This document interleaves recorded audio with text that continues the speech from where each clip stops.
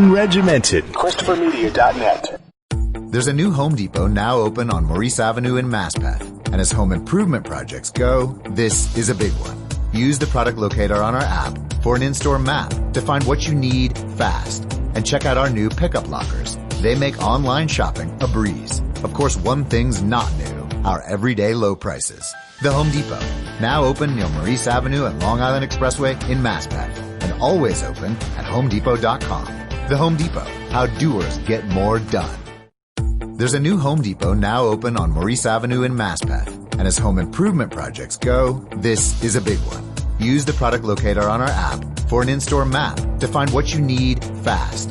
And check out our new pickup lockers. They make online shopping a breeze. Of course, one thing's not new, our everyday low prices. The Home Depot, now open near Maurice Avenue and Long Island Expressway in Maspeth. And always open at HomeDepot.com. The Home Depot, how doers get more done. Christopher Media. Let's make some noise.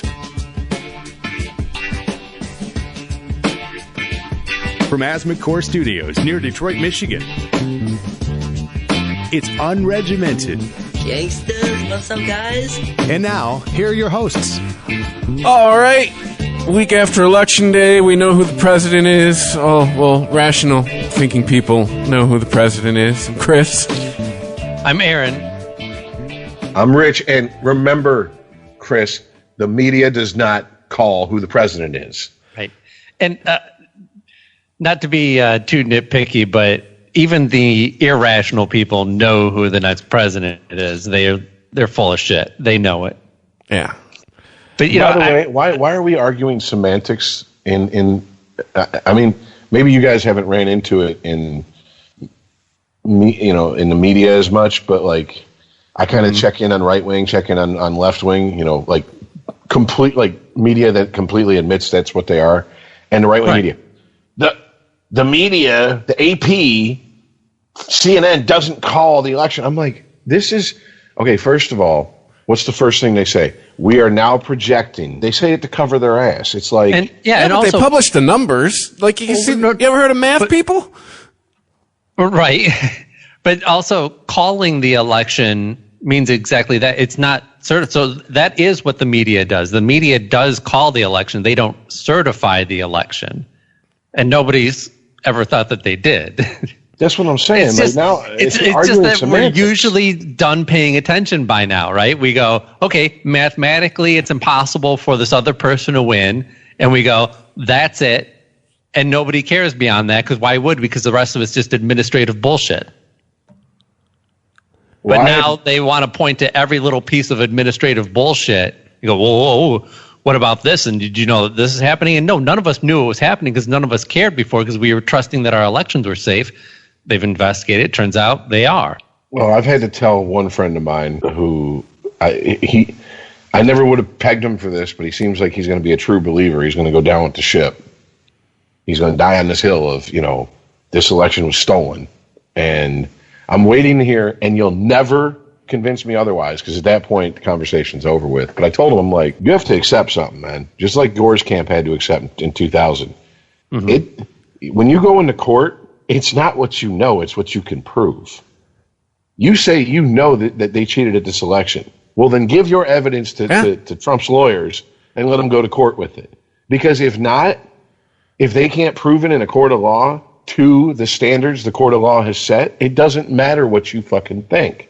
You know or don't know. Yes. And even in the Supreme Court, it doesn't matter if they're stacked with Trump judges. They still have to rule on something, and you have to provide them proof to rule on. And by the way, you insisting that you know and the court should rule because you know is putting feelings over facts, according to the court. So it's kind of ironic if but that's well, just if you say they don't know. What they know is that it's too risky, that they think that it's too risky to let the Democrats be in charge, and this is too important. That's what they're really talking about. Just like when they talk about we want every legal vote counted, we know what that means. I mean, that's a dog whistle. You're talking about you don't want the votes of minorities to be counted. You don't want the votes of extreme liberals to be counted over yours. Well, that's the beauty of the system that we've set up. that the president of the United States vote counts as much as the hooker on the corners. One vote. That's it. Whether you like that person or not, does not matter. And believe me, if there was an IQ test to vote, our voter turnout would be even lower than it already is. That's one of the things I have to say. I understand that they were trying to like stress that this is like, oh, this is the most important election, and they were trying to hold people's hands to go vote who maybe hadn't voted before or first-time voters. But is there really a need for 45-minute YouTube videos on how to vote? Like, is it that complicated to where you need 45 minutes to explain it to somebody? Yeah. No. I'm going out on a limb here. Taking a stand. It's not a 45-minute. It took me 10 minutes to vote. And like most of that was walking, or maybe, arbitrary percentages, maybe like 30% of that time was walking to and from the car. Yeah. That's what I'm saying. It's pretty self-explanatory. I mean, maybe when you're done, where do you want me to put my ballot? Oh, you feed it into the machine this way. Make sure to put it face up. Well, okay, I just explained it to you. You didn't need 45 minutes on YouTube. This year, they had somebody at every station explaining something to you because they couldn't get near you. So when you get to the thing to put in the thing, they're like, nope. I tried to put it in wrong. They're like, nope, put it under it. Like, oh, okay, cool. Went through. Peace. See ya. I can't even imagine. How do you spend 45 minutes talking about the process? How to register, how to find where your polling place is. All right. And then, like, when you get it, what to expect when you, and then it was broke up into, like, different sections. What to expect when you get to the polling station. You expect to wait, blah, blah, blah. This is what's allowed. This is what's not allowed. You're not allowed to campaign for, and I'm like, oh my God. Like, I get this, but I mean, is it that widespread of a problem to where people have to be told? Like, I mean, there's signs up, isn't there? Like, you can't come in here signs and arrows for a candidate. Yeah, you can't come in here stumping for a candidate. Well, I mean, I hear what you're saying, Rich, but if you look at the percentage of registered, or not even of just voting age adults that actually do vote, then I think we need any kind of material, no matter how dumb or useless or over-explaining they may be, because we just don't have enough people voting in this country. Your Aaron Blue Sky is coming out again, because I'm just going down the cynical route. I'm just like, think of how dumb half the people, or most of the people you are. Now, half are even dumber than that. I'm just going back to that Carlin bit. I'm just like, these are people who bought the new Xbox and started blowing their vape smoke in it and recording it and posting it on social media. Why? I don't know, but I swear to God, here is direct quote from Microsoft. Yeah, they had to release a statement about it. We can't believe we have to say this, but please do not blow vape smoke into your Xbox Series X. That is an official press release and tweet from Microsoft. I'm like, these are people who need the instructions on the shampoo bottle. You know what I'm saying? Like, wait a minute, I'm confused. So put on my hair? It's like they're trying to get their cat high. Yeah, I think blow the pot smoking. I think people were trying to get like some trolling shit going. Like, oh look, it's smoking. It's going to blow up or something like that. And they found out if they blow into the back fan that it'll kick it out the top, because it looks like a mini fridge sitting on its end. Right. And that's how it was sitting, and everything was coming out of that grate on the top. And it looked like it was smoking, and people were like, oh, is my Xbox going to explode? It's like anything else. It's probably, you can trace it back to some Chan site that was like, let's go troll everybody. Yeah.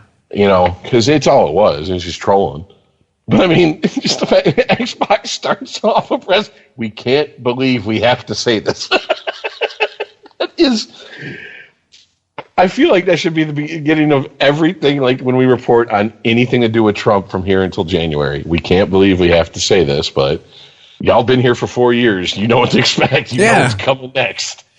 This new to anybody? That's how they come out in the press conferences. I will say, Aaron, you called it with Trump. I listened to his, was it press conference yesterday about the vaccine stuff? And it's the first speech I've listened to that wasn't like cut up and then people commenting about it and doing the wraparounds and stuff. Yeah, he is breathing heavy. Like he's between sentences, he's like an audible inhale of breath that it's not there in his usual speaking pattern. So it's like, really? Well, I think I was you referring called it. You said last episode that he was like that when he was like, "I'm fine," and then gasping for air, and it's like, really? Was he that bad? Right. I mean, he may have some residual damage. I was specifically referring to that first a video of him back from the hospital. But I didn't watch any. I didn't watch the actual video of. I just saw some pictures of him with the gray hair. Again, didn't he already do that? I thought he already went gray, and I guess he chickened out. I guess he decided he had to go back to I don't know what color that I'm not even filthy sure. Straw yellow. I don't know. Right. His hair looks like straw, literally. So. So anyway, I didn't notice that he was not breathing well. I didn't watch the actual video. He wasn't gasping, but I mean, it was noticeable enough for me. Now, maybe because I'm oversensitive to that because of what we do, you know what I'm saying? And listening back, it's like, you know, I've heard it when I've been stuffed up or been sick, and I'm like, and I take a breath that's audible before I talk, or one of us do it, and I'm like, oh, it's driving me nuts. He was driving me nuts with it. That's why I noticed it. I'll have to check it out. You're not missing much besides that. It's no. It's the same old bullshit, man. I will say this: he did go this because there was no questions asked as far as I saw. Well, they yelled some as he walked off, like, "Are you going to concede the election?" Stuff like that. Oh, I figured. Well, I mean, I'm talking about like when he was. He didn't take any, though. Yeah. Yeah, that's what I meant. But. He was up there and he said, this administration will not put this country back into lockdown, period. And then he caught himself and he goes, whatever happens, hopefully, if there's another, you know what I'm saying? Like he was like picking and choosing his words. And I was like, you almost admitted that you're not going to win the election. You lost the election. Yeah, he waffled a little bit and said, we'll see what happens. That was the first time that he indicated that there was a chance that he may not win. Yeah. That I've seen at least. Yeah. No, Bill Maher actually asked, he had a woman from Trump's campaign on his show last night, and they didn't get anywhere. I mean, he just kept trying to get her to crack from her talking points, and she was on point the whole time. But he was saying, like, he gives some indication that he might, be coming around to reality. And his spokesperson was not in reality at all. Just kept going back to, well, we'll see what happens with the courts. Yeah. You got to stick with the lie. We have seen what happens with the courts. So earlier this week, I had like a total recall moment of pre-election day 2016. And we were talking about it, but I'm not sure if we did it on the show. But I mean, I know we mentioned it on the show, but how he kept saying the closer the election came in 2016 that if I don't win, this election's rigged. If I don't win, this election's rigged. Like he was never, ever going to ever admit that he lost, period. Well, he said that many times leading up to this election. The only way that we can lose is if the Democrats cheat. He's been sowing those seeds for a while.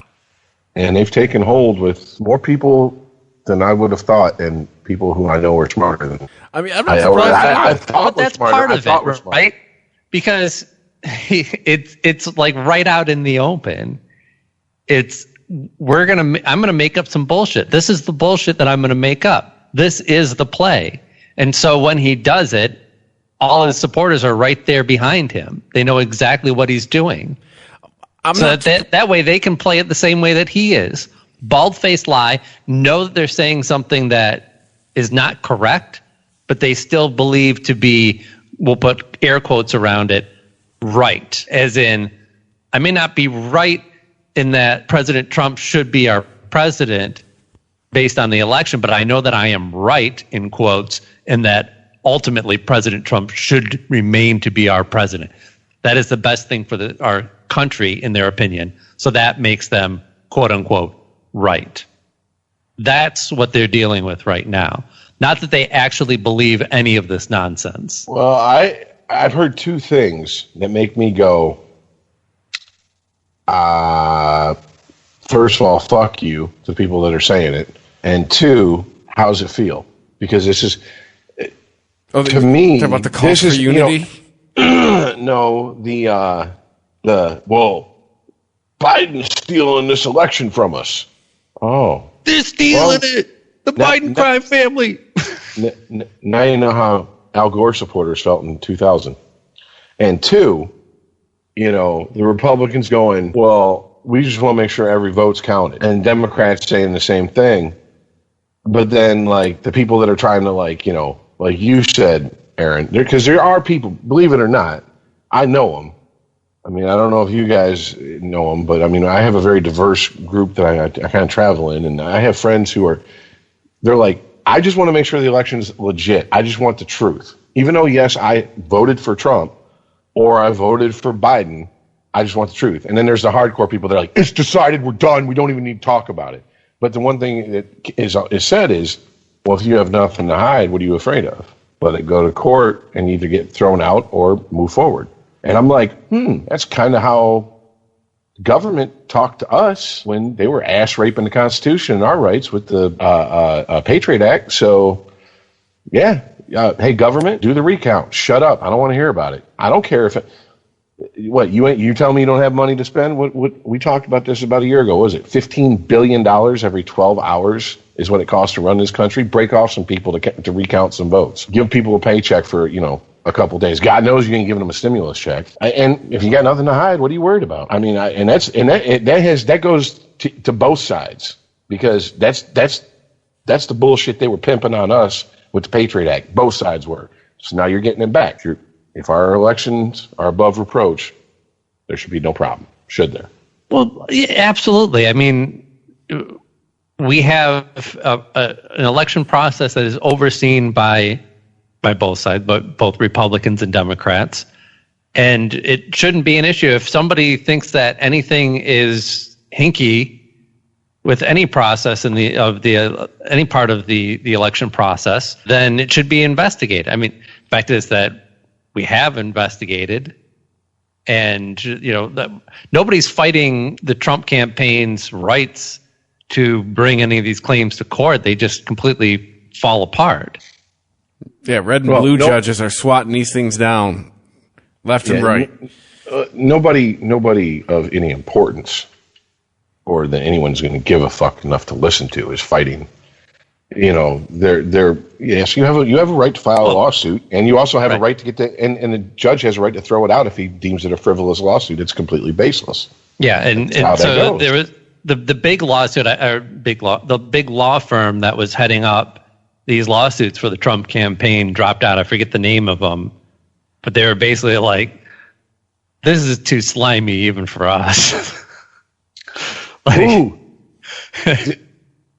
Did they hold their press conference between a porn shop and a crematorium? Yeah. Well, that's the thing, is now Rudy Giuliani is going to be heading up the lawsuits for so that's when the nails in the coffin. I mean, the job goes to Rudy when you and everybody knows that it's all just theater. We don't care if we win any of these. We just want this. It's because not nobody, but a majority of this country doesn't look into any of this stuff. So it's just a numbers game. Well, maybe not all of these lawsuits have merit, but there's just so many of them. There has to be something there. Where there's smoke, there's fire, right? So it's just keep pushing the lawsuits. As long as you keep the lawsuits in the news, as long as you keep the number of them up there, we've got this many going in this many states, then you have the perception of some kind of wrongdoing. If I'm Trump, man, I would have had Rudy killed months ago. That's just Rudy's very useful to Trump. Why?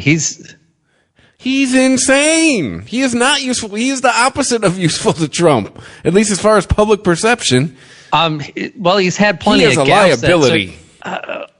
I would say that if he was representing a normal candidate, yes. But for some reason, I mean, I don't think Rudy can't do any harm to Trump's campaign. If Rudy slips and accidentally says the truth, then the Trump supporters will just be like, "Well, this is what he meant." Well, when it comes to the the recount, the lawsuits, I don't have a dog in this fight as far as I'm not polling for one candidate more than the other. I mean, if it could be a dead heat tie and then we just send them both home and we get 2 new candidates, we get a restart, I would be polling for that.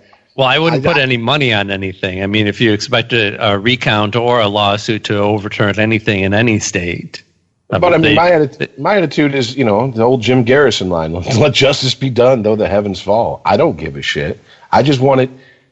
Sure, but if you want to truth, I want. If you want to hold up the process of certifying the election based on a number of ballots that would not affect the outcome of the race, then that's just ridiculous.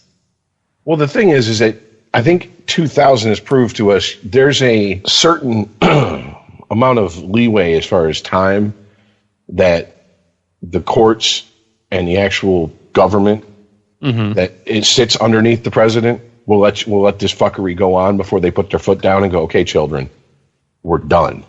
Right, but there was a big difference in what happened in 2000 versus what is happening in this election, and that was, a very specific case of having, just over 500 vote difference between the candidates in Florida, and that difference hung on interpreting the ballot correctly. So it wasn't that they were looking at, they had already weeded out, and certified any legal votes. That was a given. They were looking at what was the voter's intent. Right? This voter seems to have voted for this person, but because of the stupid system that we have and the hanging chads and all that bullshit. And so there's a lot of photos of remember the Supreme Court justices that were all looking at the ballots together. The dimpled chads versus the hanging chads versus the punched out chads. Yes, I remember all of that. Yeah, and so I also remember that those a lot photos started circulating this last week with people going, "Well, this is what we were willing to do for our democracy in 2000. How come we're not doing that now?" It's because that's not what's in question. First of all, we're not talking about 500 votes in any state that could sway the election, and we're not talking about a process that makes it almost impossible to determine who the person voted for. That was the issue at that time. Well, there was, believe me, my family down there, I've had many conversations over the years. Before the nation's attention turned to Florida, there was a lot of ballots that got nope because of that Sure. Chad bullshit.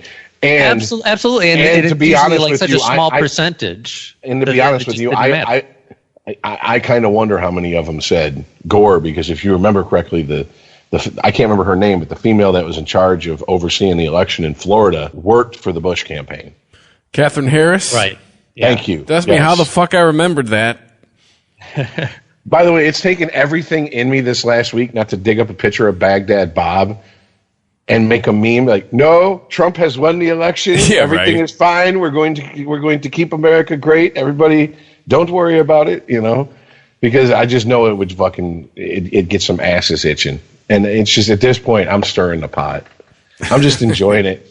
Because all my friends that root for Biden, they rooted for Biden or wanted anybody but Trump, when I post, a meme about Trump taking this L, they start dancing on Trump's grave, and then I immediately turn around and just fucking tombstone Biden. They don't know what to fucking think, and I'm just remind them that their guy likes to sniff hair.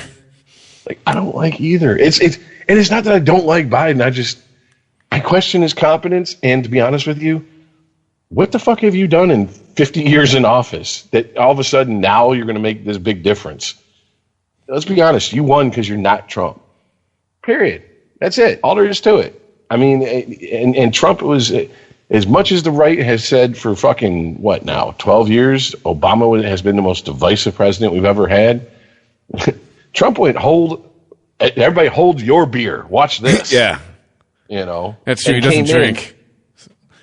Came in and absolutely, if there was a crack in this country, a little bit of where you could get a little bit of a wedge in there, he took a sledgehammer to that wedge and then started building fucking a wall between us. And I hope Biden can. I'm not even gonna finish that sentence. That's gonna make me sound so fucking retarded. Bring us together.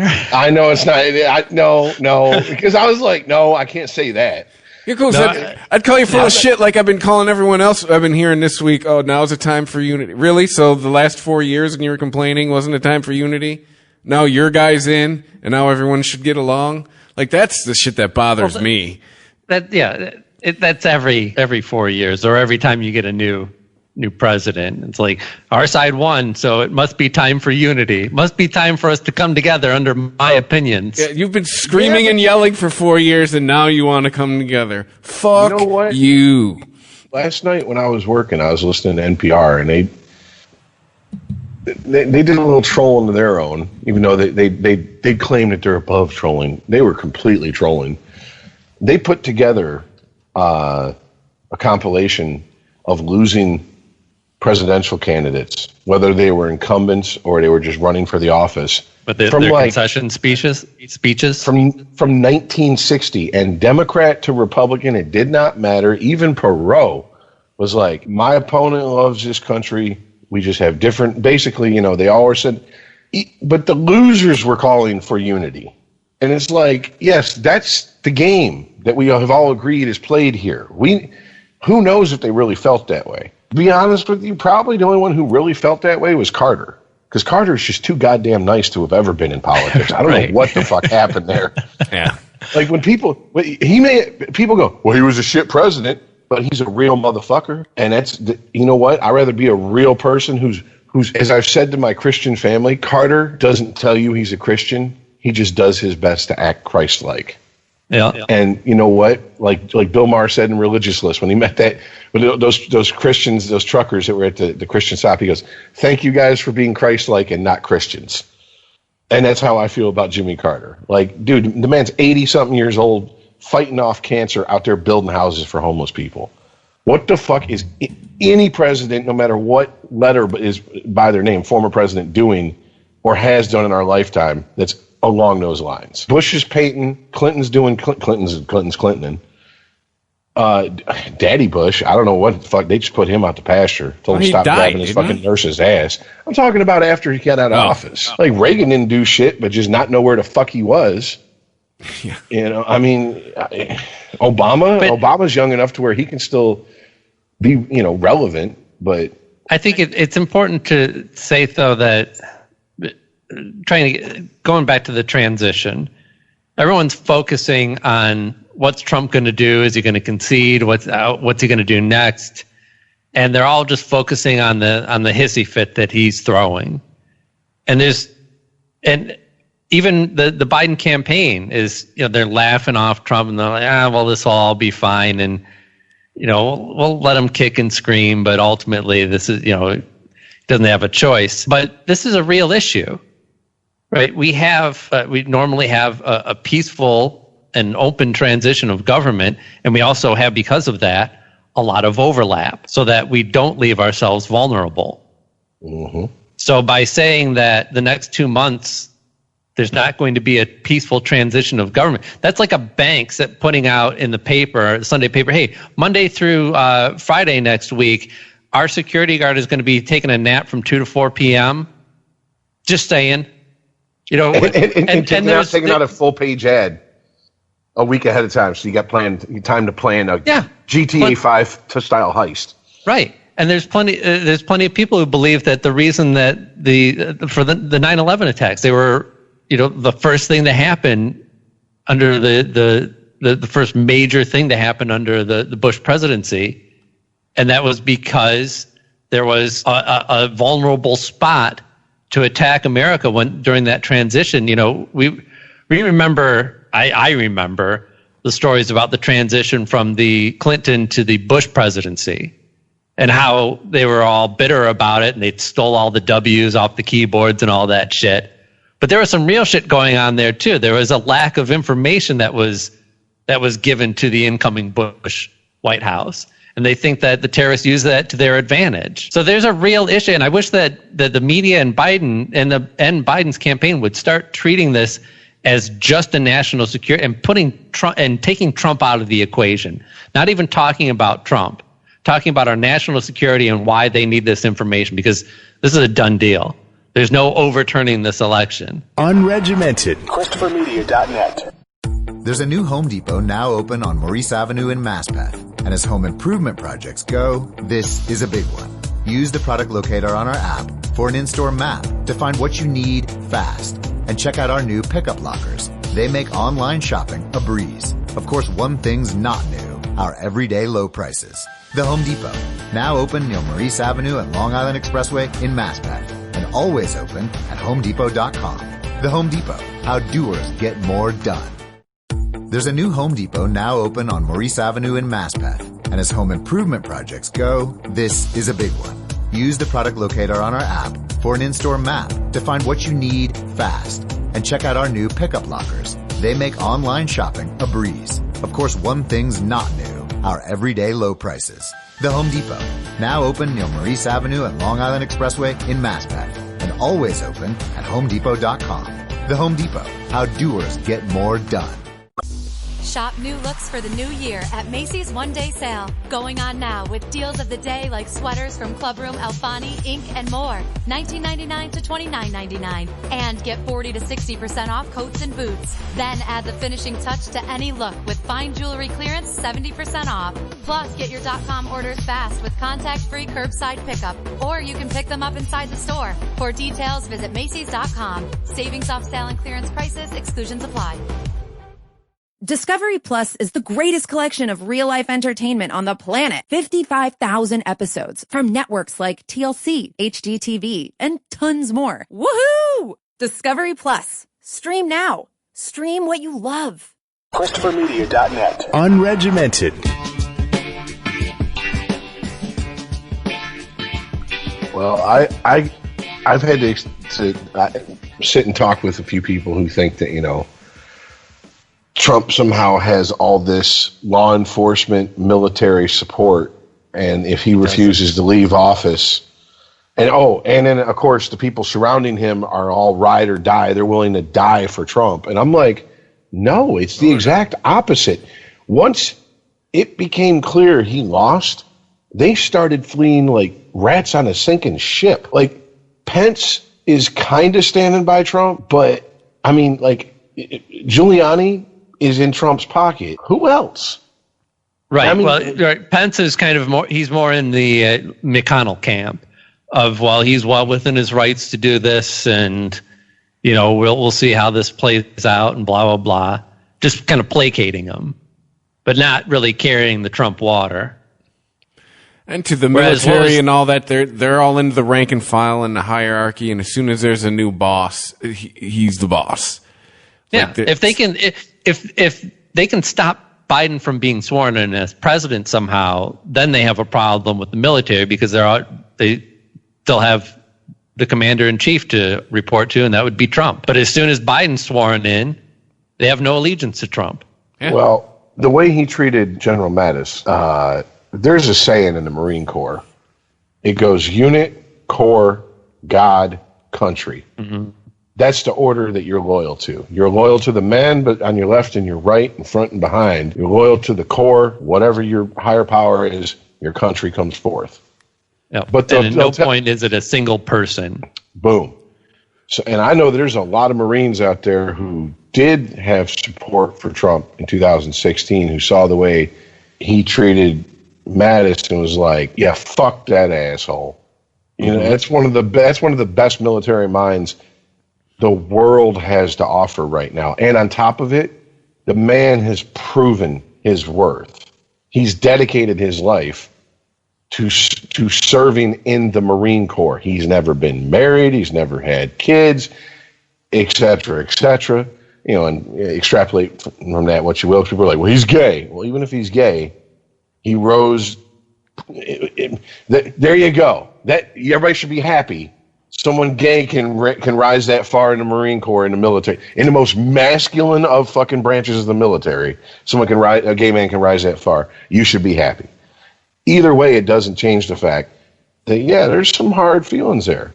And there's a lot of former military friends I have who, they're like, Yeah, I was for Trump, and it's not the, people in the military are losers. That shit, whatever. I don't even think that bothers most of them because I've rarely heard it brought up. It's more of the attitude that if he snaps his fingers, the military will do whatever he wants. Like they're his own personal army. Right. I mean, or take the Secret Service. Again, they serve the office, not the person. So if Biden's sworn in, then they serve Biden, and they would eject anybody that wasn't supposed to be in the White House.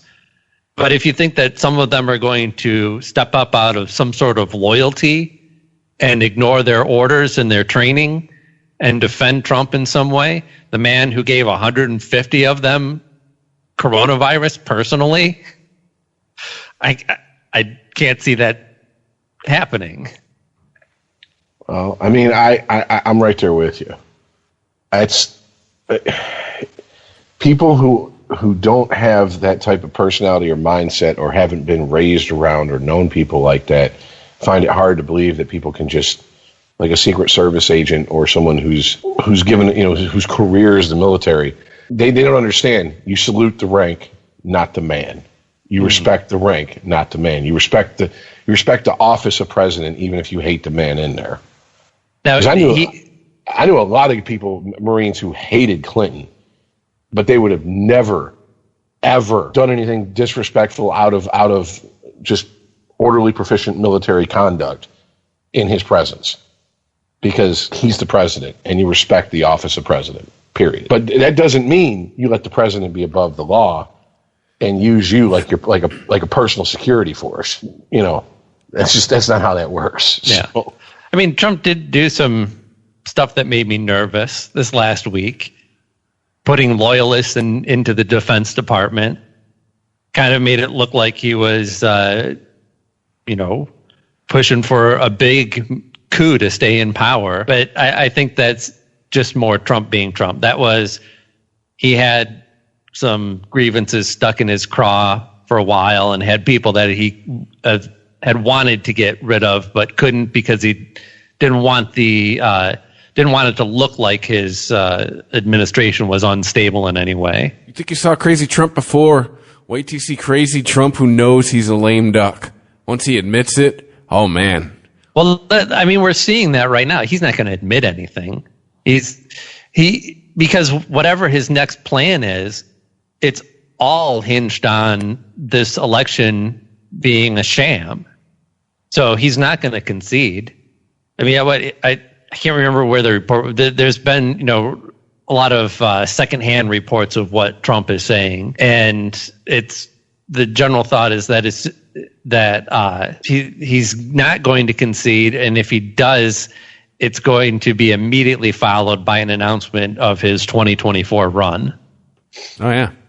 Well, good luck. It's happened once before, and it was in the 1900s.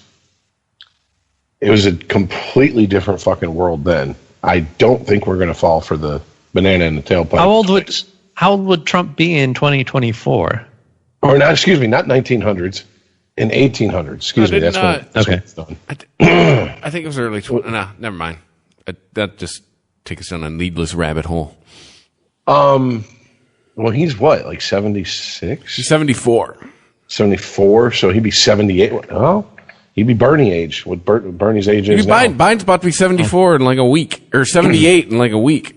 Biden's going to be Donnie was the oldest president who ever assumed office. Biden's about to be the oldest president who ever assumed office by 4 years. Like, that's the thing. You're only getting one term out of Joe. Like, he's going to be 82 when it's time to run again. You think he's running again? God, Reagan wasn't in his 80s when he left? No, Reagan was, until Donnie, it was Reagan. Reagan was 69. I only know this because I read a fucking Wikipedia article on it like yesterday. Reagan was 69 when he got inaugurated. So he was 78 when he left. Yeah. Trump was 70. Trump beat him by like a few months. Wow, because Reagan, when he left, I was a kid. I looking back, I swore he was in his 80s because he was a shell of the man he was in 1980 when he left, when he won versus when he left in January 89. Like looks wise, everything. They basically had full-time handlers at that point for him because I mean, I think it's pretty much common knowledge now. The man had Alzheimer's for sure his last term. Mm-hmm. That's not speculation on anybody's part. Yeah. That's how W got elected, right? He essentially auditioned for the job the previous 4 years. I think it was HBO has got a documentary coming up about his administration. Reagan? Yeah. Yeah, and it's another chance for you to say good for you, Aaron, to me. I'm going to take a victory lap. I told you Corona was going to give us a bunch of documentaries because that's the only thing you can fucking make. Yeah, no shit. HBO's got like a fuck ton coming out, and they got one on serial killers and shit. And I'm like, hell yeah. There's actually quite a few that I'm looking for. A Bee Gees documentary. Yeah, that's going to be fucking great. Things. Even if you don't like the Bee Gees music, which I personally do, you got to tune into that because that story is wild. More than a woman. But no, yeah. I mean, well, you had the one Gibb brother who they were like, he died of a broken heart. Fart failure? Well, that was that and massive amounts of cocaine use after his divorce from Victoria Principal or whatever her name was. The cocaine broke his heart. Yeah. Or at least burst a blood vessel in it, something. Yeah. But, no, here's the x-ray. You can see a crack right down the middle. Just like a big cartoon crack. And his heart is literally the shape of a heart. Yeah. Valentine's Day. Yes. Right dead center.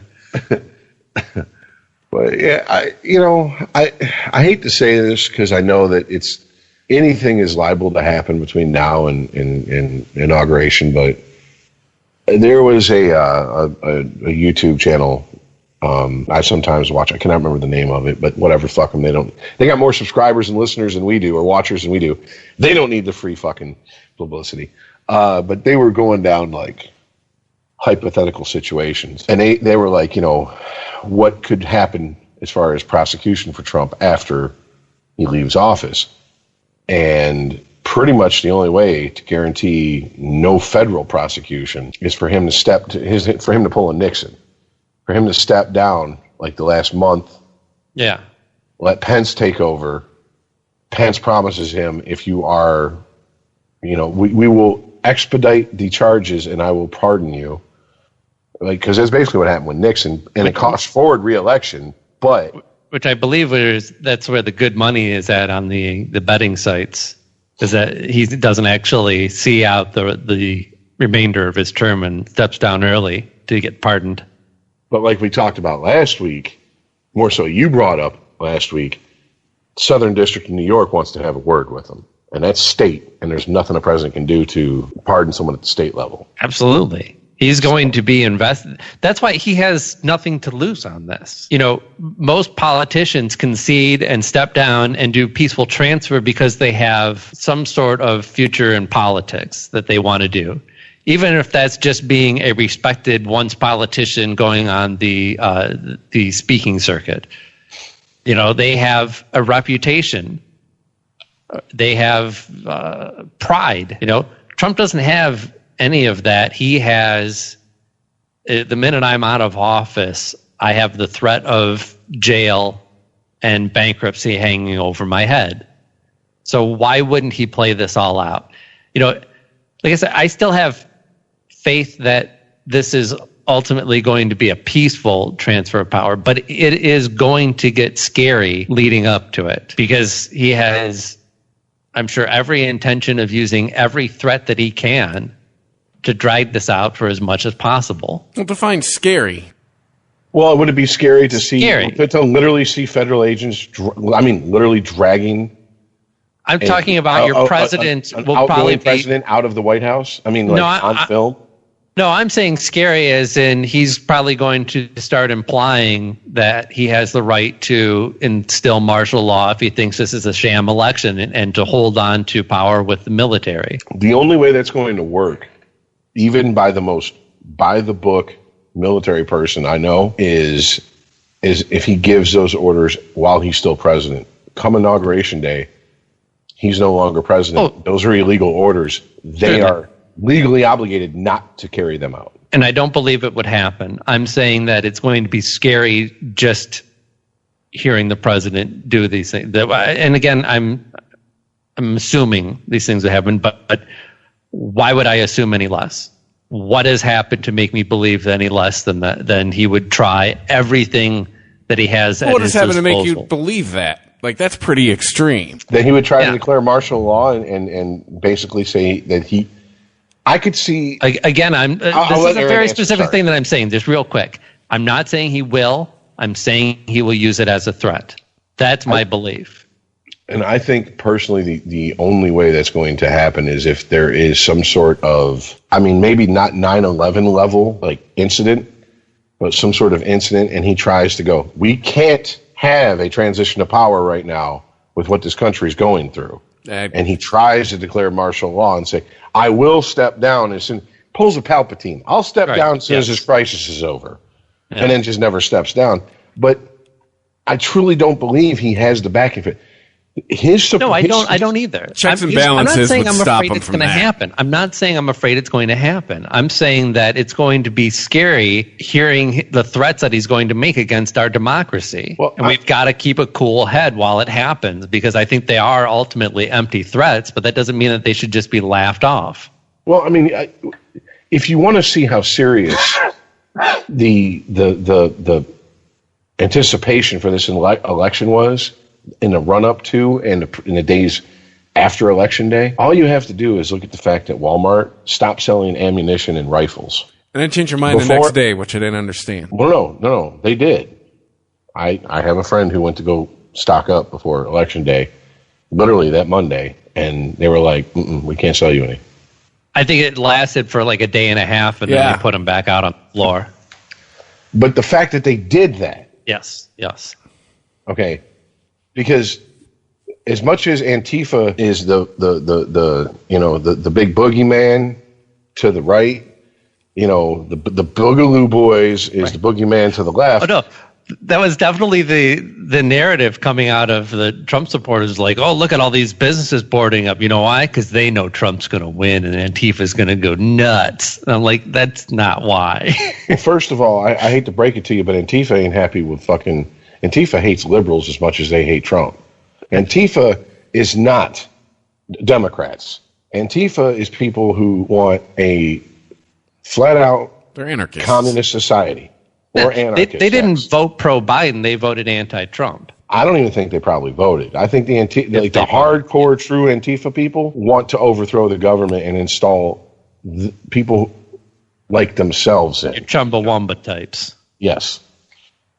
Good call. No one knows that they're anarchists, I think, besides me and you. I remember them telling you to steal their album because they thought capitalism was evil. I'm like, well, I bet your new boss is at your record company. Really? They said that? Yeah. Because fucking System of a Down said the same thing. They named one of their albums Steal This Album after Abby Hoffman's Steal This Book. Yeah. Well, that album was named that because that was all the stuff that was circulating on the internet, and they just put it all the bootleg stuff. Yeah, they produced it and put it out themselves. Oh, because System of a Down does have a political slant. I thought it was they were quoting Abby Hoffman, and they give him his due, give him Chumbawamba they do. But yeah, see, this is why I do a podcast with y'all. Because you pull some shit out your asses, and I'm like, excellent fucking reference there. We all learn from each other. I mean, I will say this. I hope as a podcast we can go back to talking about politics as much as we did, like presidential politics as much as we did when Obama was in office. Or didn't. I think that's what you're getting at. Yes. Remember the salad days when we were so innocent starting this shit? Well, you guys started it. I joined about 8 episodes in, so Johnny come lately as usual. But yeah, and we were just like, hey, how do you feel about Obama? Yeah, pretty much. All right, enough about Obama. Let's talk about something else. About Star Wars. Yeah, and the Christmas special, which is still hilarious. That I have it downloaded, that episode where you listened to it and started laughing. You're like, what the fuck am I watching? Is this real? This was on TV? Like, yeah. one time.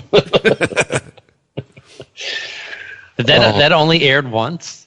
Oh, yeah. George Lucas is on the record as saying, with all the money he has, he still doesn't have enough money to hunt down every copy and destroy it. And he wishes he did.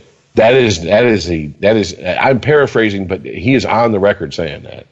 So I mean, like, Chewbacca had a family, and they all had names. That bastard's trying to erase B. Arthur from canon. Let me tell you something about B. Arthur that I didn't realize until just recently. I knew she'd served in the Marines during World War II. She was a staff sergeant in the Marines during World War II. Do you know how fucking hard it was to be a staff sergeant as a fucking senior NCO as a woman in World War II? That bitch would whip all of our asses. No doubt. I mean, she was badass. So more power to B. Arthur, man. I get it now. Like, I understand. Like, when people are like, don't fuck with B. Arthur, I was always like, what, the Golden Girl? Why? It's Sophia you don't want to fuck with. What the heck? Yeah, exactly. She secretly runs a bar on an alien planet.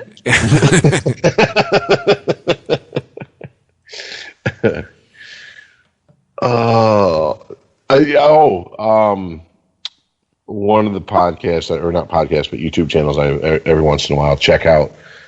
This one I do know the name of, The Rational National. He seems to lean somewhat left. I don't follow him enough to know his politics, so I'm not making a claim about his politics. But he did a little 5-minute episode about, and maybe this is what you were referring to, about secondhand information leaking out about Trump after this election. Apparently, he's walking around all butthurt and saying he's literally saying he feels humiliated after the defeat. And I'm like, is that what this is all about? Saving your ego? You don't even care you're president? Yeah. You new here? It's your first day?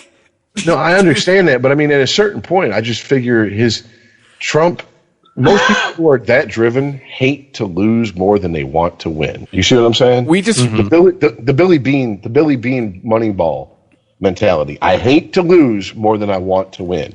It's fear of failure that drives me.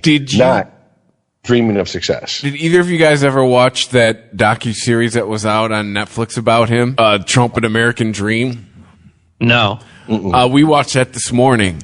And one of the people that won I think it was like the season 4 winner, The Apprentice, was talking about, you go into his office, first thing he does every morning and this was back like in 2005, so it's probably different now, but you'll get the point when I tell the story.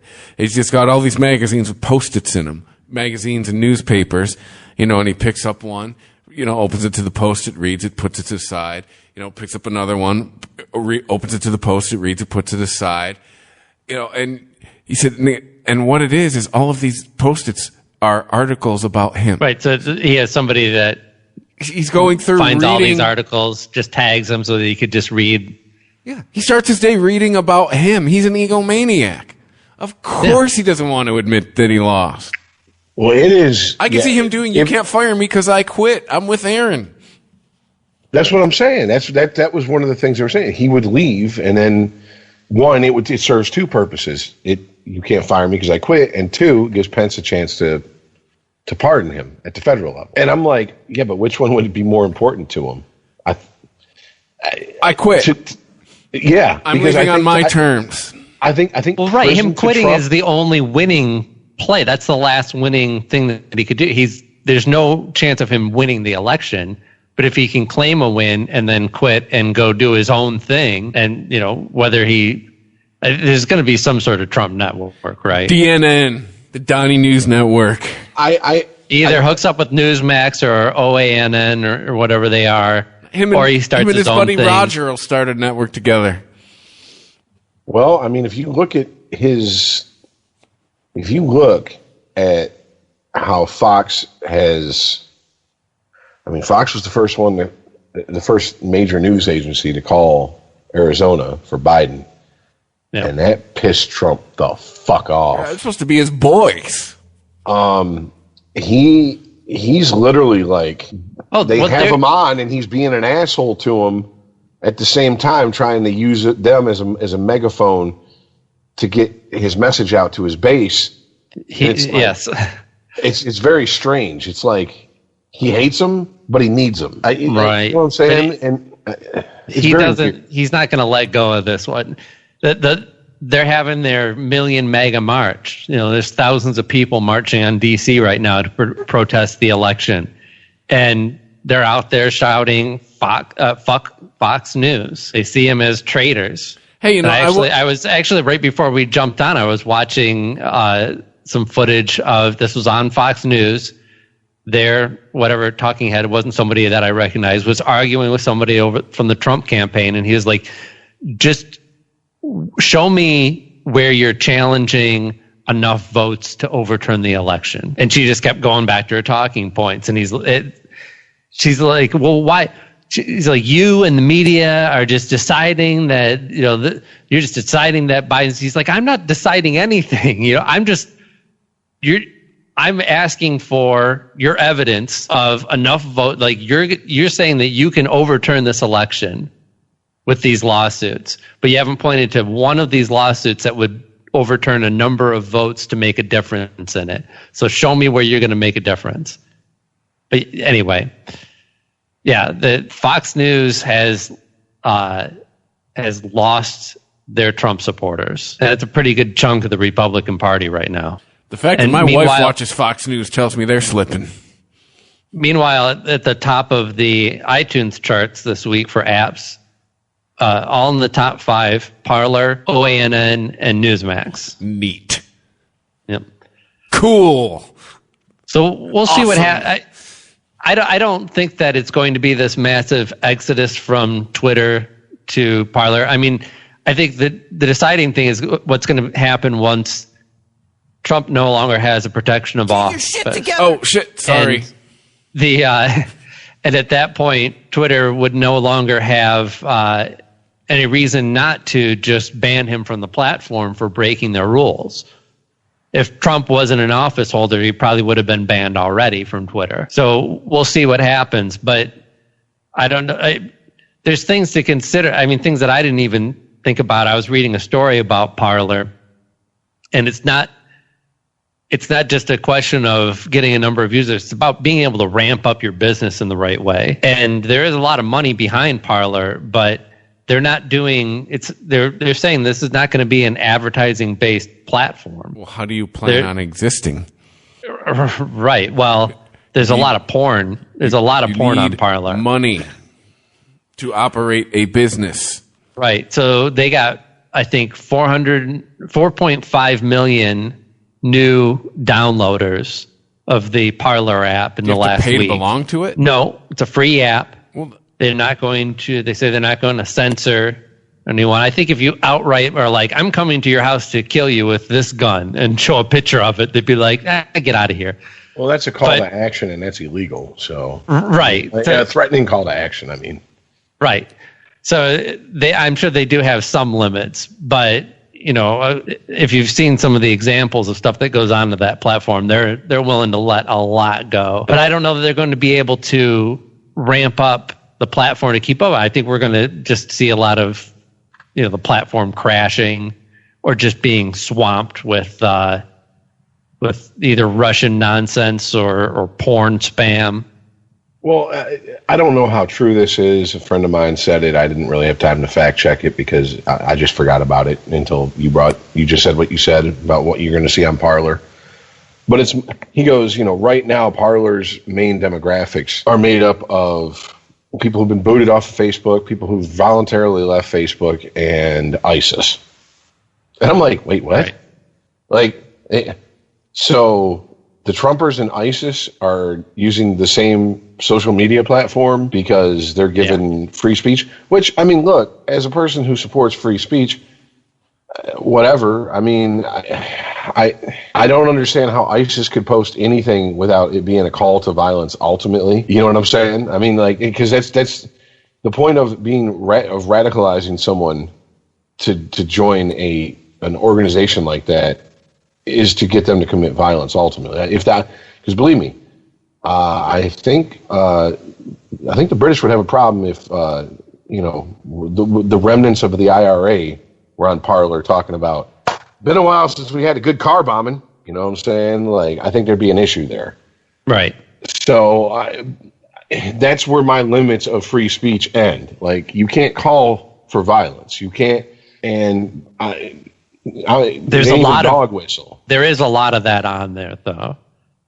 And again, I've never downloaded the app. I've done some research on it. I've seen plenty of people. There's screen caps. Okay, some of these could be manipulated, but I've seen enough of them to understand that there's definitely I don't know if you would call them specific calls to action, but people just flat out saying, no, this is bullshit. It's time to take up arms and start marching. It's put up or shut up time. Well, that's why Antifa got the boot from Facebook. The group that's just an idea, it's not organized. Yeah, well, their dumbasses started organizing, and Facebook was like, no, we're not having this. You're not going to organize your little mini riot and how to set it off. And I mean, basically, they were posting how-tos to incite violence, small groups. And I mean, we've talked about that. You get a mob of people together, all it takes is 10 strategically placed people to really rile that group up, and then you just let it go. It's like taking one of those cars that you back up when you were a kid and over and let go and it run on its own. That's all you have to do is prime it and let it go. And that is not a liberal conservative thing. That is just a human thing. Yeah. Period. End of story. I mean, Unregimented. ChristopherMedia.net. There's a new Home Depot now open on Maurice Avenue in Maspeth. And as home improvement projects go, this is a big one. Use the product locator on our app for an in-store map to find what you need fast. And check out our new pickup lockers. They make online shopping a breeze. Of course, one thing's not new, our everyday low prices. The Home Depot, now open near Maurice Avenue and Long Island Expressway in Maspeth, and always open at HomeDepot.com. The Home Depot, how doers get more done. Imagine the greatest collection of real-life entertainment on the planet, all in one place. Go ahead. Dare to stream with Discovery Plus. 55,000 episodes from networks like TLC, HGTV, Food Network, and more. If you can dream it, you can stream it. See what I did there? Discovery Plus. Stream now. Stream what you love. There's a new Home Depot now open on Maurice Avenue in Maspeth. And as home improvement projects go, this is a big one. Use the product locator on our app for an in-store map to find what you need fast. And check out our new pickup lockers. They make online shopping a breeze. Of course, one thing's not new, our everyday low prices. The Home Depot, now open near Maurice Avenue and Long Island Expressway in Maspeth. And always open at HomeDepot.com. The Home Depot, how doers get more done.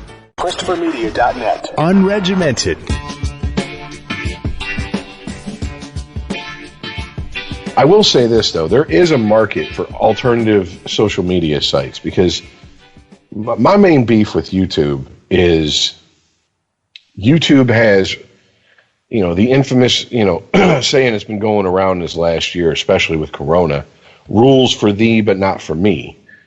And if you really look at YouTube, people who have hundreds of thousands to millions of subscribers are having to censor themselves. And I'm not talking they're pushing a political agenda. I'm talking they're just reporting the news, because if they say the words corona, racist, riot, whatever YouTube at the time deems to be a hot button word, they don't get booted necessarily, but they get demonetized. And YouTube keeps collecting. Now YouTube doesn't have to give the content creators their cut of the money, but they're still getting the clicks, so YouTube's still getting paid. Yep. That's bullshit, because if you look at the legacy media on YouTube, Fox, CBS, NBC, CNN, MSNBC, they can say all those words all they want, and they still get their fucking cut from YouTube. It's horse shit. So in that aspect, I understand people jumping ship. It's when people post on Facebook horrendous nonsense and they get called on their bullshit and they go, well, I'm taking my ball and going home. They pull a Cartman and I'm going to Parlor. Well, that's some weak titty bullshit. You a bitch. It's just all there is to it. You can't, because you've been dishing it out for 4 years on Facebook. Now you get it back for a week and you want to leave? Fuck you, yep. Motherfucker. Yeah, they should call that app snowflakes. And don't get me wrong. You couldn't cut it on the main platform. You're too soft for Facebook. Have we really reached that point in American society where we have grown men who consider themselves tough guys? We're like, man, someone called me said they're going to drink my conservative tears and called me a cuck. Like, oh, you mean your two favorite things to say for the last 4 years? Really? But apparently it is. Honestly, we know one of them. You see some of this footage from the small demonstrations that we've seen recently, and like I said, I think it's still going on as we record this, the Million MAGA March. If somebody told me we're going to pick randomly a person out of this crowd for you to fight, I would not be sweating it. Sure, there's a chance that I would get the guy who actually works out, but... Well, I mean, put it to you this way. I'd be at least able to outmaneuver 99% of these people. That's... Okay, never, ever underestimate someone who's convinced themselves or have been convinced they have nothing to lose. Because if they get hold of you, yeah, it's your best bet, run. That's exactly it. Like, because...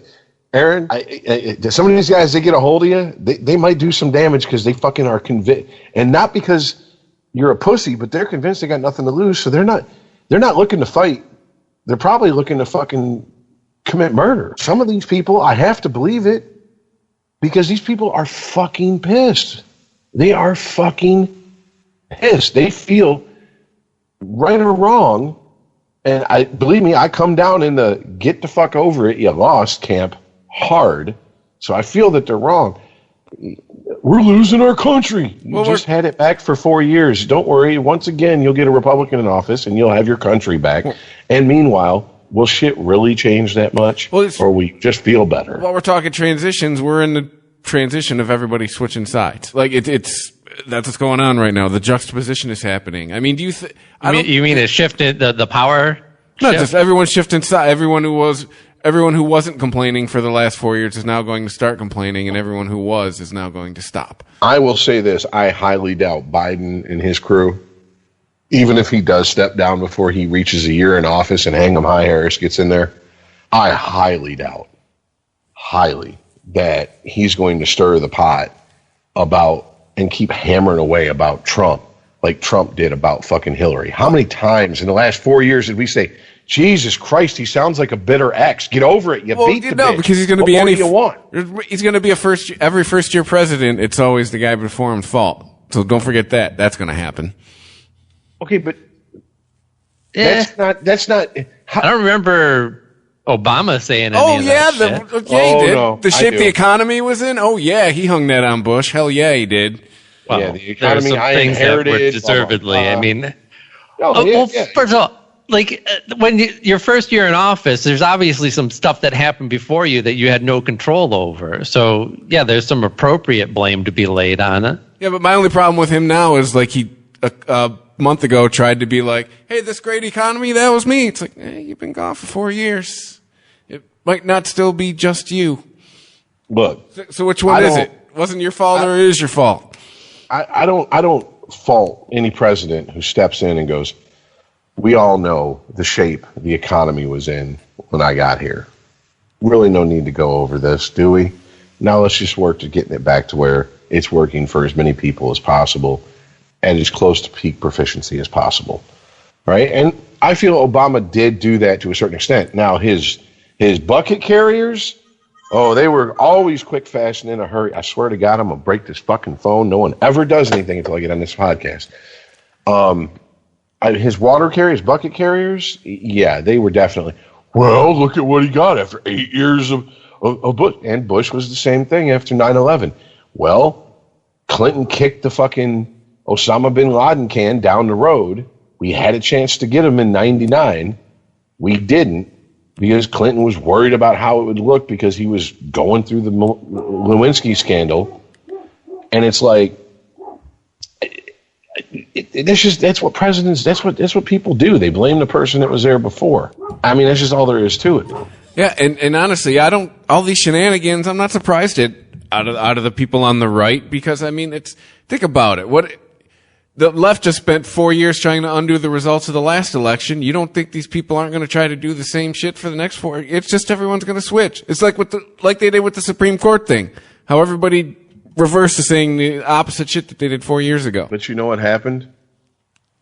The Russiagate stuff, all that stuff happened. The people who were expendable took the hits. Ultimately, they didn't have the smoking gun. They didn't have the kill shot. They couldn't fucking get done what they wanted to. But what was I saying through the whole thing? You're trying to play politics to get a man out of office. You want the man out of office, motivate your base, get them out there and get them into get them in there and vote. That's what happened. The election was 11 days ago. I haven't heard the word Russia since. It's crazy. No, now what we're going to hear is China. It seems like the new paradigm, I guess, is Republicans suckle up to Russia and Democrats suckle up to China, according to the depending on what party you're in, the opposite party. Because all I'm hearing now is China, with Chinese Joe, and I'm like, really, of all things, really. I mean, he's a businessman. I don't buy the Scranton Joe shit. Never did for a second. I mean, I'm just Scranton Joe. Kiss my ass, Scranton. Just your average motherfucker from Scranton doesn't get his son fucking jobs that pay $5 million a year. It doesn't happen. Believe me, I've been through Scranton. Yeah. It doesn't just happen. You don't just pick up the phone and go, my son needs a job. How much to pay? $5 million a year. I don't know, Dad. I got this new Xbox. I mean, just saying. Can we hold out for 7? Come on now. But isn't that what we expect from politicians? We just accept it. We just take it in the ass and just keep smiling because they're our ruling class, and we let them do it. The only people we have to blame is ourselves because we keep voting the same people and the same parties into the same situations that they've been fucking up for decades and decades and decades, and nothing changes. Well, look in the mirror. Do something different. What do you want me to say? Well, yeah, we have our Coke or Pepsi system. That documentary I was watching, Trump was batting around a run in 2000. It was for the Reform Party. And Buchanan ended up being the guy in that election. And Roger Stone said that eventually Trump came to him at sometime during the 2000s and said, you can't win unless you're Democrat or Republican. Yeah, and we're stuck in Coke or Pepsi. Which is why the Republicans are backing Trump's play on this, because they're afraid. I mean, if anybody can splinter the Republican base, it's Trump. I told you, QAnon needs to be their own party. Put all the we see all of you at once. Let's see your hands. All right, crazy people. That's good. That's the direction I see the Republican Party going, and that crazy. Oh yeah, progressives, hold our beer. We'll go even crazier. We'll start talking shit that isn't even real. Well, that's already happened. So David Fincher was stirring up some controversy on social media today. I don't know if you guys saw this. I guess there's an interview coming out with the Telegraph, and he was saying that the poll quote that everyone's jumping on is him saying that Joaquin Phoenix's Joker was, quote, a betrayal of the mentally ill. What? They know he's fake, right? Here's his full quote. Well, no, but he's saying that portrayal of the character was a betrayal. Nobody would have thought they had a shot at a giant hit with Joker had The Dark Knight not been as massive as it was. I don't think anyone would have looked at that material and thought, yeah, let's take Travis Bickle and Rupert Pumpkin and conflate them, and then trap them in a betrayal of the mentally ill and trot it out for $1 billion. I mean, is he going for woke points here? I mean, it's a fake character. Is he going for woke points? Yeah, like betrayal of the mentally ill. I mean, what's he saying? He's saying that was a poor betrayal of a mentally ill person, which I definitely agree with. I mean, if you take that movie literally, it's like mental illness leads to murder.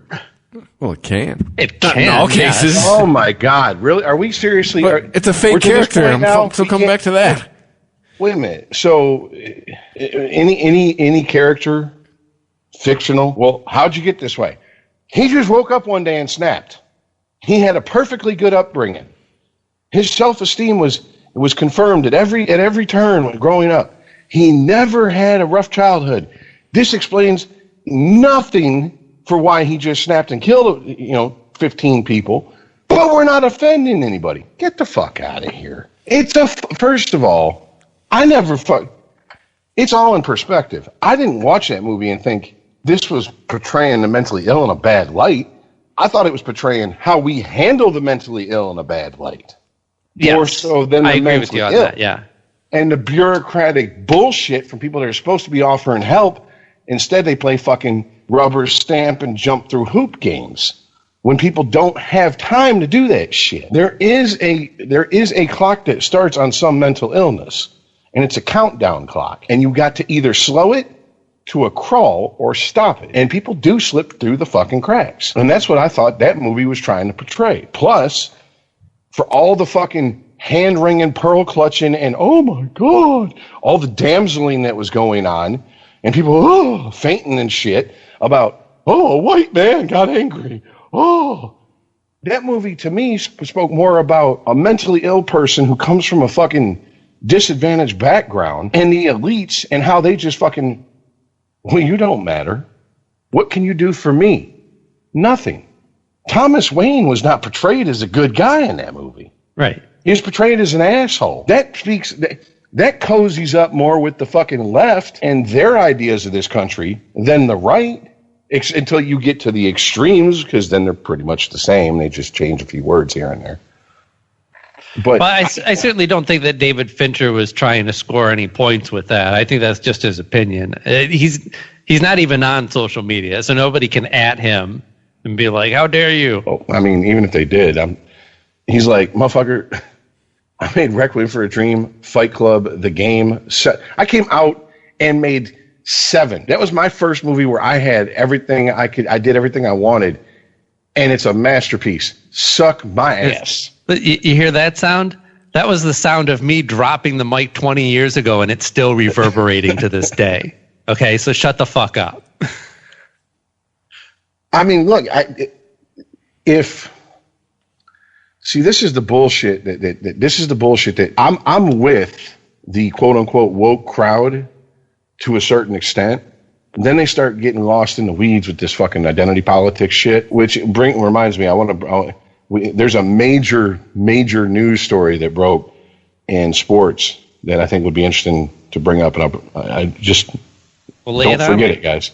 Well, no, because I just want to say, because you get this bullshit of nothing's ever good enough. Well, then go out and create your own art that expresses how you feel and your frustration with the system. Why the fuck are you sitting on your dead ass waiting for everyone else to make something that reflects how you feel? You go fucking do it. Take your shot. That's what. And make sure it's perfect, America too. Is built on? Isn't that what America was supposed to be built on? Your dream? Why are you waiting for other people to tell your truth? It ain't going to happen, sweetheart. The world don't revolve around you. You ain't special, no matter what mommy and the private school you went to told you. No one gives a fuck about your opinion outside of your group of people. You got to make them give a fuck. You have to give them something real to care about. Now, people have told me, I didn't like Joker. Why? It was boring. Okay, I can see it. Other people, I didn't like Joker. Why? I was looking for Christopher Nolan version of Joker. I'm like, no. But I walked in knowing it was going to be more 70s Scorsese. Mm-hmm. Well, late 70s, early 80s, because I think King of Comedy came out in the early 80s. You know what I'm saying? Early Scorsese. Yes. Then superhero movie. So most of the people that were like, I didn't like it, they were disappointed because they're like, I went in there and it's like, I feel like I'm being preached at.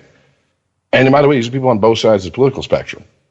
And I'm like, you went in with the wrong expectations, which can ruin something for some people. It's like how certain people listen to music waiting for something to happen. And if the music takes a left turn they weren't expecting, I don't like this song. I don't like this. Yeah, because you listen to music expecting it to go the way everything else goes. Right. You're waiting I play 1-4. You're waiting for the 5. You know, if it doesn't come, you get upset. I don't know that I really enjoyed the movie. I thought it was well done and interesting. I don't think it was a great movie. I don't think it's deserved the almost universal praise it got. I think because certain people spoke out against the movie and certain people spoke up in defense of the movie, You got a lot of fan boys and girls on both sides who felt they had to have a strong opinion about it. Whereas if it wasn't, I don't think it would have made $1 billion. If it wasn't for those voices, thrusting this movie with their opinion about what they feel the movie is really trying to say into our faces, I don't think it would have made $1 billion. And I don't think it'd be anything but a blip on the radar. I think David Fincher's mad just because it's a comic book movie. Oh, and it got an Oscar. He has made comments before that, like, everything's a little bit like same the last decade or so. Don't you guys think? It's like, well, yeah, but he's lobbed comments at everyone at some point or other. Another quote that's going around from this interview is him calling Orson Welles, quote, a showman and a juggler who was ruined by delusional hubris. So David Fincher is just a shotgun. He's spraying everyone. Everybody in the room's getting tagged. Yeah, Fincher's one of my favorite directors. No doubt. I mean, to me, he's up there with, like, as far as guys around his age, Aronofsky, Paul. Fincher can say whatever the fuck he wants, as far as I'm concerned, because Paul Thomas Anderson. You know what I'm saying? He's one of those guys. He's a guy who yes, this is going to come off as pretentious. Oh well, deal with it. He makes films. He don't make popcorn movie. He tried to make a popcorn movie with Alien 3, but he thought he was going to be able to sneak a film in there. And Fox was like, no, it ain't happening. So we're cutting the shit out your movie. He makes the movies that make you stop eating your popcorn and then your mouth just kind of hangs open there, half full. I mean, the whole, I'm so tired of watching a movie about an angry white dude. All right, well, I'm tired of watching movies about ghetto black people shooting each other up. But you know what? They know that they're going to put one of those movies out, and they can make it for $5 million, and it's going to do $100 million no matter what. How many fucking movies with Tupac? Tupac had a movie career, all right? Get the fuck out my face. What started it? Juice. What started Ice Cube's career? Boys in the Hood. Need I keep going? I mean, they weren't making Are We There Yet right out the fucking gate. You know what I'm saying? Because they would have never fucking ever got their foot back in the door. Like, you do what you got to do. You do what you know. Then you can, once you got carte blanche to start taking chances, then you can spread your wings artistically and go in different directions. All right? Yeah. You know what? There's a lot of people that identified with Fight Club. And at the time when it came out, it was just guys identifying with Fight Club. We didn't break it down into these subcategories. Well, are you a gay male? A gay white male, a gay cis, a straight presenting gay white male who, get the fuck out of here with this bullshit. No, it's about masculinity. And I think every guy watched that movie and they didn't necessarily see them as, one of the followers of this movement, but they recognized a piece of themselves in what was going on in that movie. I've yet to meet anyone who thinks deeper than the last puddle I stepped in, that movie didn't hit or strike a chord with them on some level. Yeah. Whether it was... Granted, a lot of them misunderstood the message, but yeah. Well, yeah. I mean, ultimately, it's the problem is when you make the villain so entertaining, people can't recognize that it's the villain. It's like when the satire is so fucking on point, but people don't realize it's satire, Right. That's the thing that the movie's doing to you that not everybody realizes. The movie's talking about the seduction of the cult and how the right charismatic cult leader can convince anyone to do just about anything. And you get somebody super sexy and charismatic like Brad Pitt, and the audience gets seduced into the cult along with him. Mm-hmm. You're along for the ride. You don't want to see Brad Pitt die at any point in that movie. You're just like, alert, a 22-year-old movie. Can't they just figure it out? Can't they share a brain? No, I remember being bummed he was the bad guy. Oh, man. That's what's going on? Whatever. Yes, because you were seduced into it as well. You were going along with this like, yeah, you know what? He's kind of right about things and stuff. Why do we have all this shit? I'm not. Well, see, but that's that's an old Goebbels quote. You know, you have to have some truth to kick off your propaganda. That's what gets you in the door, is the truth. And the truth is, we don't need all that. What's a duvet? It's a blanket, a cover for your bed. Why the fuck do you know that? How does that affect your life? And I'm sitting there going, first of all, I didn't know what a duvet was because I was poor white trash. Second of all, I'm like, get the fuck out of here. That's a blanket. I'm like, why the fuck? Yeah, pretty. Bitch had never seen the top sheet. You mean the covers? Because that was what it was. I've never been a fan of the top sheet, but I have phased out the top sheet as an adult. Like, to me, it's just an extra sheet I don't use. Oh, dude, the top sheet is essential for creating that sweat tent. No, man. You gotta keep that heat trapped in. Me, blanket, done. I've never understood the top sheet. Even as a kid, I'd always kick it onto the floor. Like, get this shit out of dial here. that thermostat down a couple degrees at night. You get the top sheet going. Listen to you two with your thin privilege. I'm a fat person. I produce enough heat. The last thing I need is more fucking sheets on top of me. You check your thin privilege, asshole. Well, no, I'm saying I'm on your side. I'm anti top sheet. I know but you're kind of pudgy. So yeah, exactly. All love. I'm just, you know, let's be honest here. You know, I need to sweat more when I sleep. You don't have a 6-pack. You got a 12-pack. Oh yeah. It probably says Coors on it. You know, even though you don't really drink anymore. So, but no, I look. If people don't like a movie, don't like a movie for whatever fucking reason, I don't give a fuck ultimately. But sure. I'm going to call you on your bullshit if you're going to try to come at me and say that this is a call. You know what I'm saying? Like, this every person who's mentally ill is going to be violent. Okay. Once again, sorry, David Fincher, you made 7 Fight Club, Panic Room. Yeah, right. Okay, all the protagonists in these or antagonists in these movies, mentally ill and violent and criminals. Yeah. So, is it because you made it, or is it because you haven't heard your name in the news? Because ultimately, even though I like you as a director, you are part of Hollywood, and you do need that constant validation that people in Hollywood need. Cue the next video of celebrities singing a bad fucking 60s song. Singing a 60s song. So Fight Club is a good movie to compare Joker to, I think. And it's kind of interesting to me that I consider Fight Club to be a far superior movie. And I just looked it up because I had to make sure. That movie didn't win any awards. As a matter of fact, it didn't even get anybody on the list except for best effects for some reason. Well, that's what I'm saying. If you go through his movies, great acting, great movies. Joker's got an Oscar. I don't think he has any.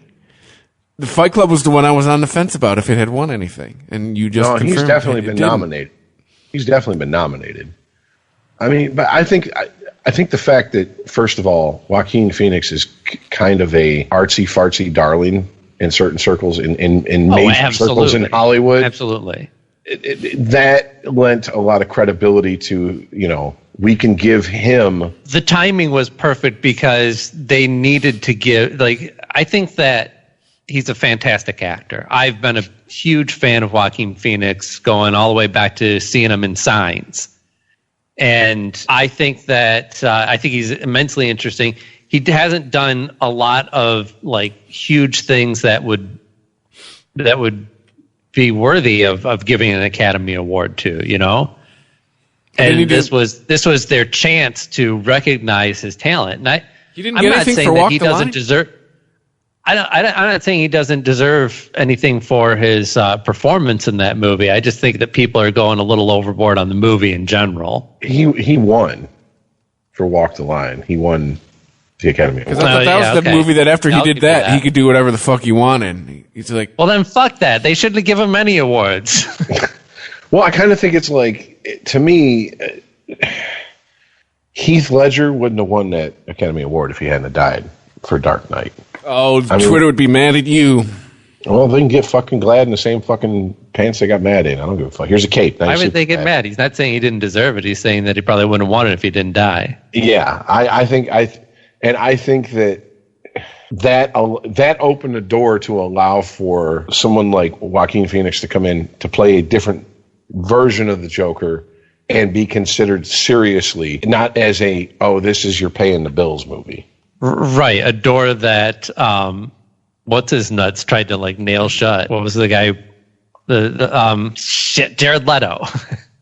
Yeah. Jared Leto tried to, like, it's kind of astounding to me that this movie still got made on the tail of what is universally considered to be the worst portrayal of the Joker. I think it's interesting, and I'm not knocking Jared Leto, honestly, but it is the worst Joker that we've ever seen. Mm-hmm. And that's saying something. We really haven't seen a bad portrayal of the Joker. It's such a great and classic character, and so many people, so many great actors have been able to put their spin on it and have, this wide, just that's why he's so, he remains to the ultimate villain to the Batman, because both characters have this wide array of versions that we've seen of them, from full-on campy to out-and-out scary. So I don't know. I'm rambling now, but I think that's one of the things that made Heath Ledger's take on the Joker. He played it not like Nicholson. There's a menace to Nicholson just being Nicholson in the movie. Yes. Nicholson has the presence, the built-in presence and line delivery. That was just spot on for that character. Yeah. There's in many interviews over the decades, 40 years now, people have asked Stephen King, why do you hate Stanley Kubrick's version of The Shining? And he has a laundry list of fucking complaints, but at near the top, and one of them I happen to agree with, even though I like Jack Nicholson in the role of Jack Torrance in that movie, is he goes, what's the last major movie people remember Jack Nicholson in before The Shining? For most people, it's One Flew Over the Cuckoo's Nest. So the minute you see him in the first shot, you're waiting for him to snap. Yeah. And that is the antithesis of how I wrote that character. That character is supposed to be your average husband, father, trying to do right, failing, dealing with failure, gets put into a situation, powers outside, supernatural powers outside of himself, used him to manipulate, et cetera, et cetera. Right, and just real quick, that's why Joker pales in comparison to Fight Club to me, because Joker is crazy people be crazy, and Fight Club is average dude gets sucked into craziness. Yeah, and I think, and I've this is really might be unpopular with you guys. I'm sure people listening will be like, "Fuck that fat fuck." I wanted. When was Fight Club published? Not the movie, the book. 97. Okay. I want to say, but Falling Down come out in 93, I believe. Okay. To me, Fight Club is falling down, but it's not showing you the bad guy right up front. And what I mean by that is, we know Michael Douglas's character, who is also nameless, just like the protagonist. Just like Edward Norton's character. Yeah. We know he's there to snap. He's there to basically give us like catharsis with our more base, darker impulses. And we know he's the bad guy. At the end of the movie, when Robert Duvall is like, when they finally catches him and he's like, wait, I'm the bad guy? And Duvall's like, yeah, you're just now figuring this out? Right. Like, Fight Club was hiding that. That was that stories, not necessarily movie, but the film and the books, that was that story's trick to hide that. Whereas that one just put it there on Front Street. And I think they're both equally good movies. I love Falling Down. And yeah, there's parts of that movie where I'm sitting there going, wow, I'm agreeing with what the fuck Michael Douglas' character's saying. Like, it's 10:31. You're throwing out the breakfast. Can I just get some? No, sir. We serve lunch at 10:30. If I had an MP5 right now, you know what I'm saying? Like, I understand the frustration. Not to the point where I'm going to go on a kill crazy rampage. Right. Walking across L.A. Spoiler alert. Again. Right, but, look, but you're if like you're 7-year-old movie. Yeah. If you're listening to this podcast and you ain't figured out we're going to talk about shit from 30 years ago, it's on you at this point. Yeah. But no, So, and I mean, and Fincher, I mean, obviously, whatever, who knows what he's going through. Maybe he's going through some shit. We tend to forget people, these are human beings. And what a person behind the scenes, like a Scorsese, a Fincher, an Aronofsky, whoever, a Coppola, what they felt when they were making The Godfather is not necessarily what they felt when they made Jack. You know what I'm saying? The same person made those two movies. They couldn't be farther from each other. People change. People's outlook on the world change. People have different takes on things based on what they're witnessing happen around them. And right now, there's a lot of people fucking like worried about mental illness and people snapping and going crazy. And to me, the most valid criticism of the portrayal of someone who's mentally ill is this really what we need right now?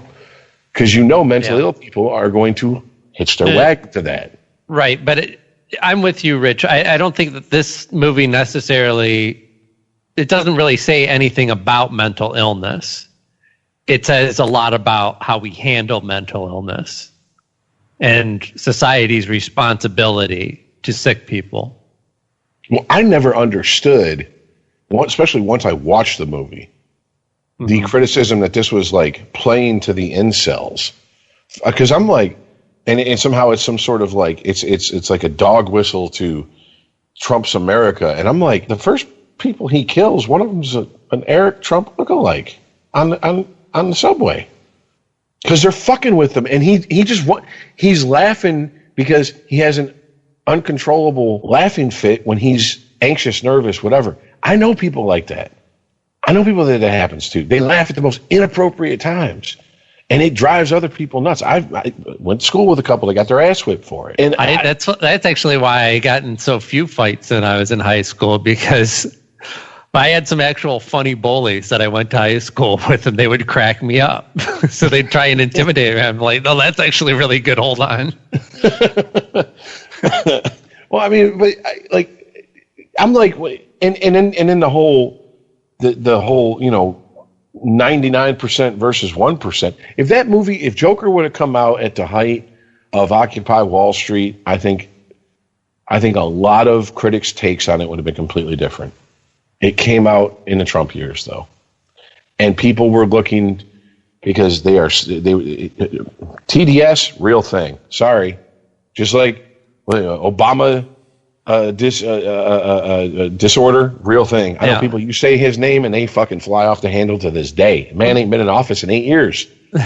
That's a great point, Rich, because I think that people are just attaching to what's already in the headlines. So they're attaching that to this movie, when really they just did some kind of traditional Hollywood examples of how do we portray somebody who's being ground down by society, right? So they can't get the right job, they can't get the right girl, they're still living at home, that nobody gives them any respect.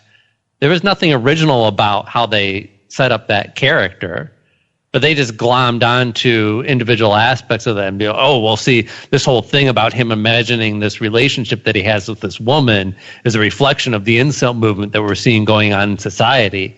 Like, no, that's just good old-fashioned Hollywood trope. Yeah, because that's like Rick Moranis' character in Ghostbusters. Yeah. Constantly trying to hit on Sigourney Weaver.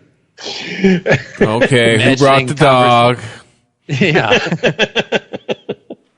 That's a good comparison. I never would have thought of that one, because they didn't go into what it means to be like sexless. Or to be, constantly. I mean, he was constantly being denied everything, right? Sex was just one more thing that it was society's fault that he couldn't have any of this stuff. Well, see, and that's where I think a lot of people that take criticism of it and they turn it racial. They go, I don't want to watch another movie about a white man who's upset. You're missing an opportunity to try to connect the dots between people who are on the margins in society, regardless of race. Whether you like it or not or want to watch it, I watch whatever you want. But there are a lot of upset and disenfranchised white men, whether you think it's appropriate or not. It's a fact. They're in this country. Let me ask you a question, okay? Yeah. We've all seen Boys in the Hood, right? Sure. All seen Menace to Society. Yes. Those those are the two biggies. Those are the ones I'm going to use as examples.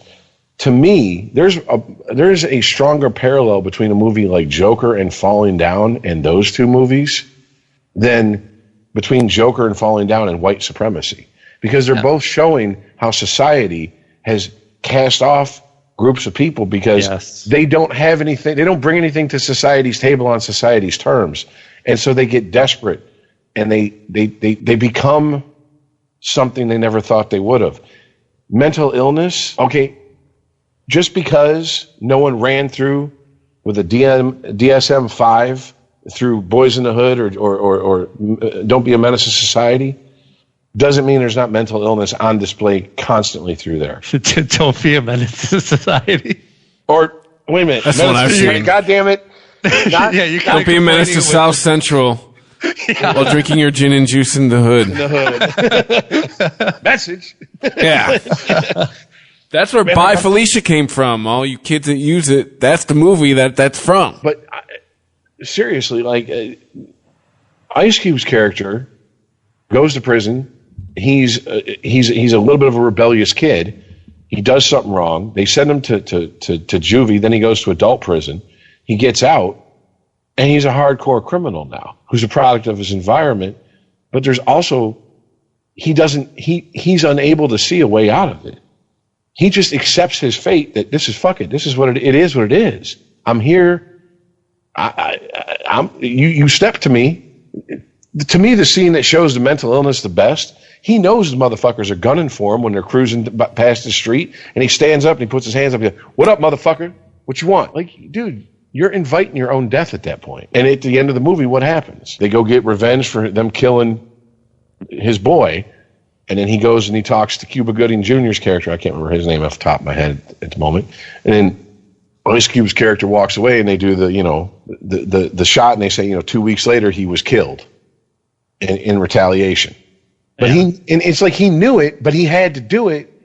That's a form of mental illness. It may not be the same diagnosis, but God damn it, you're in the same ballpark. You know what I'm saying? And stop trying to drive wedges between us with this bullshit and understand we're more alike than we are different.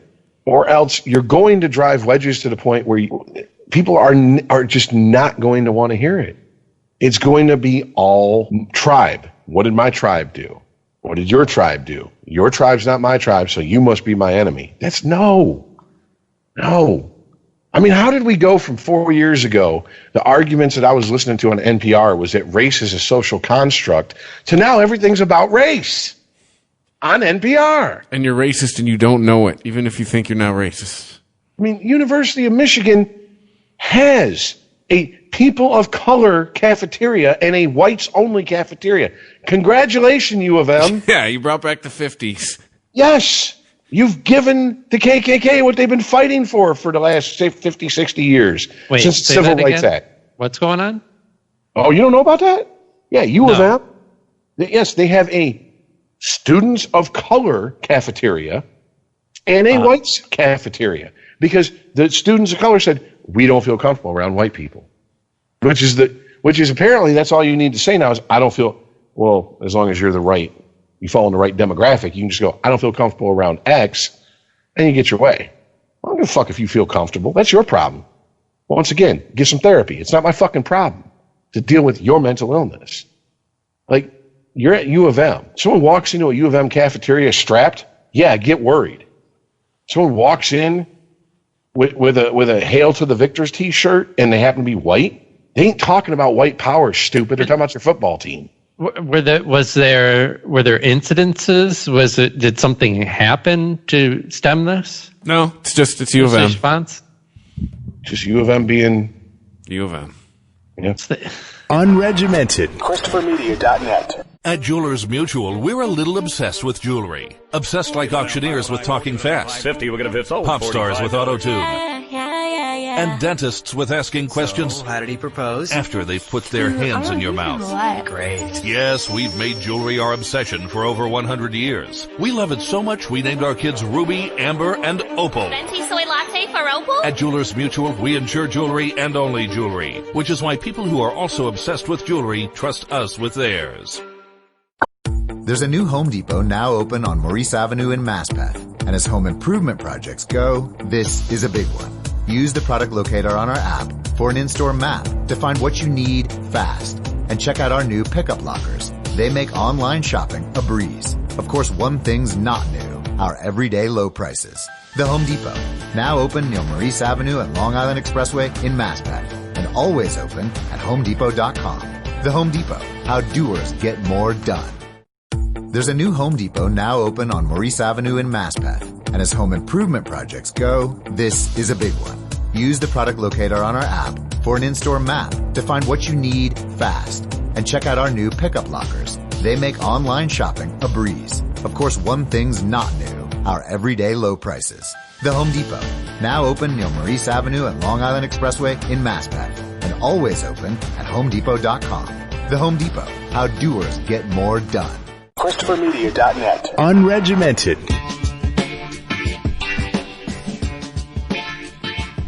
That's what that's what I'm saying. And I'm this, speechless. This is what leads me to the sports story I want to talk about, because it's just because it happened in sports, it's a sports story. But for the first time in the history of Major League Baseball, a baseball team has a female general manager, and she's Vietnamese, I think. I'm gonna mangle her name. Maybe one of you can pronounce it. Her last name is spelled Ng. I guess that's Kim Ng. Is how you pronounce it. I'm not sure. I'm sorry. Ang, something like that. I'm sorry for butchering her name. Now I'm assuming probably in her 40s, maybe early 50s. And thank you, Internet. Really, she doesn't have a Wikipedia page, and she's a fucking GM of a Major League Baseball team. Hold on a sec. Oh, fuck off. Anyways, okay, I'm not even going to do this. I'm not jumping through hoops. So she was named general manager. She's 51. Okay. And of course, on Sports Talk, they're talking about it. They're like, this is a pretty big deal. The NBA and NFL have had assistant coaches and referees and umpires who've been female. But I mean, a general manager is like even above your coach, or you know what I'm saying? Your general manager is the one basically who makes the buck stops there. They make the decisions. And I mean, they're given the keys to the castle, basically. And people are like, well, is she qualified? And I'm like, yeah, she was a assistant general manager for the Yankees and the Dodgers for the last 20 years. Two pretty high profile, storied franchises in baseball. On top of that, I'm assuming she played at some level, but even then that doesn't matter much anymore. That school of thought where you need a former player to be the general manager has pretty much went by the wayside, because there's been younger guys coming in who are sometimes the same age as the players who've led teams to championships.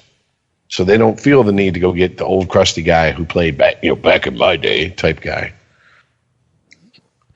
No, so she got an impressive resume. I sit here and look through it. That's my first. When I heard about this, I'm like, is she even qualified? Yep, qualified. Done. Don't. Oh, technically she's overqualified. She should have already had a general manager job. Yeah. She should have been a general manager before now.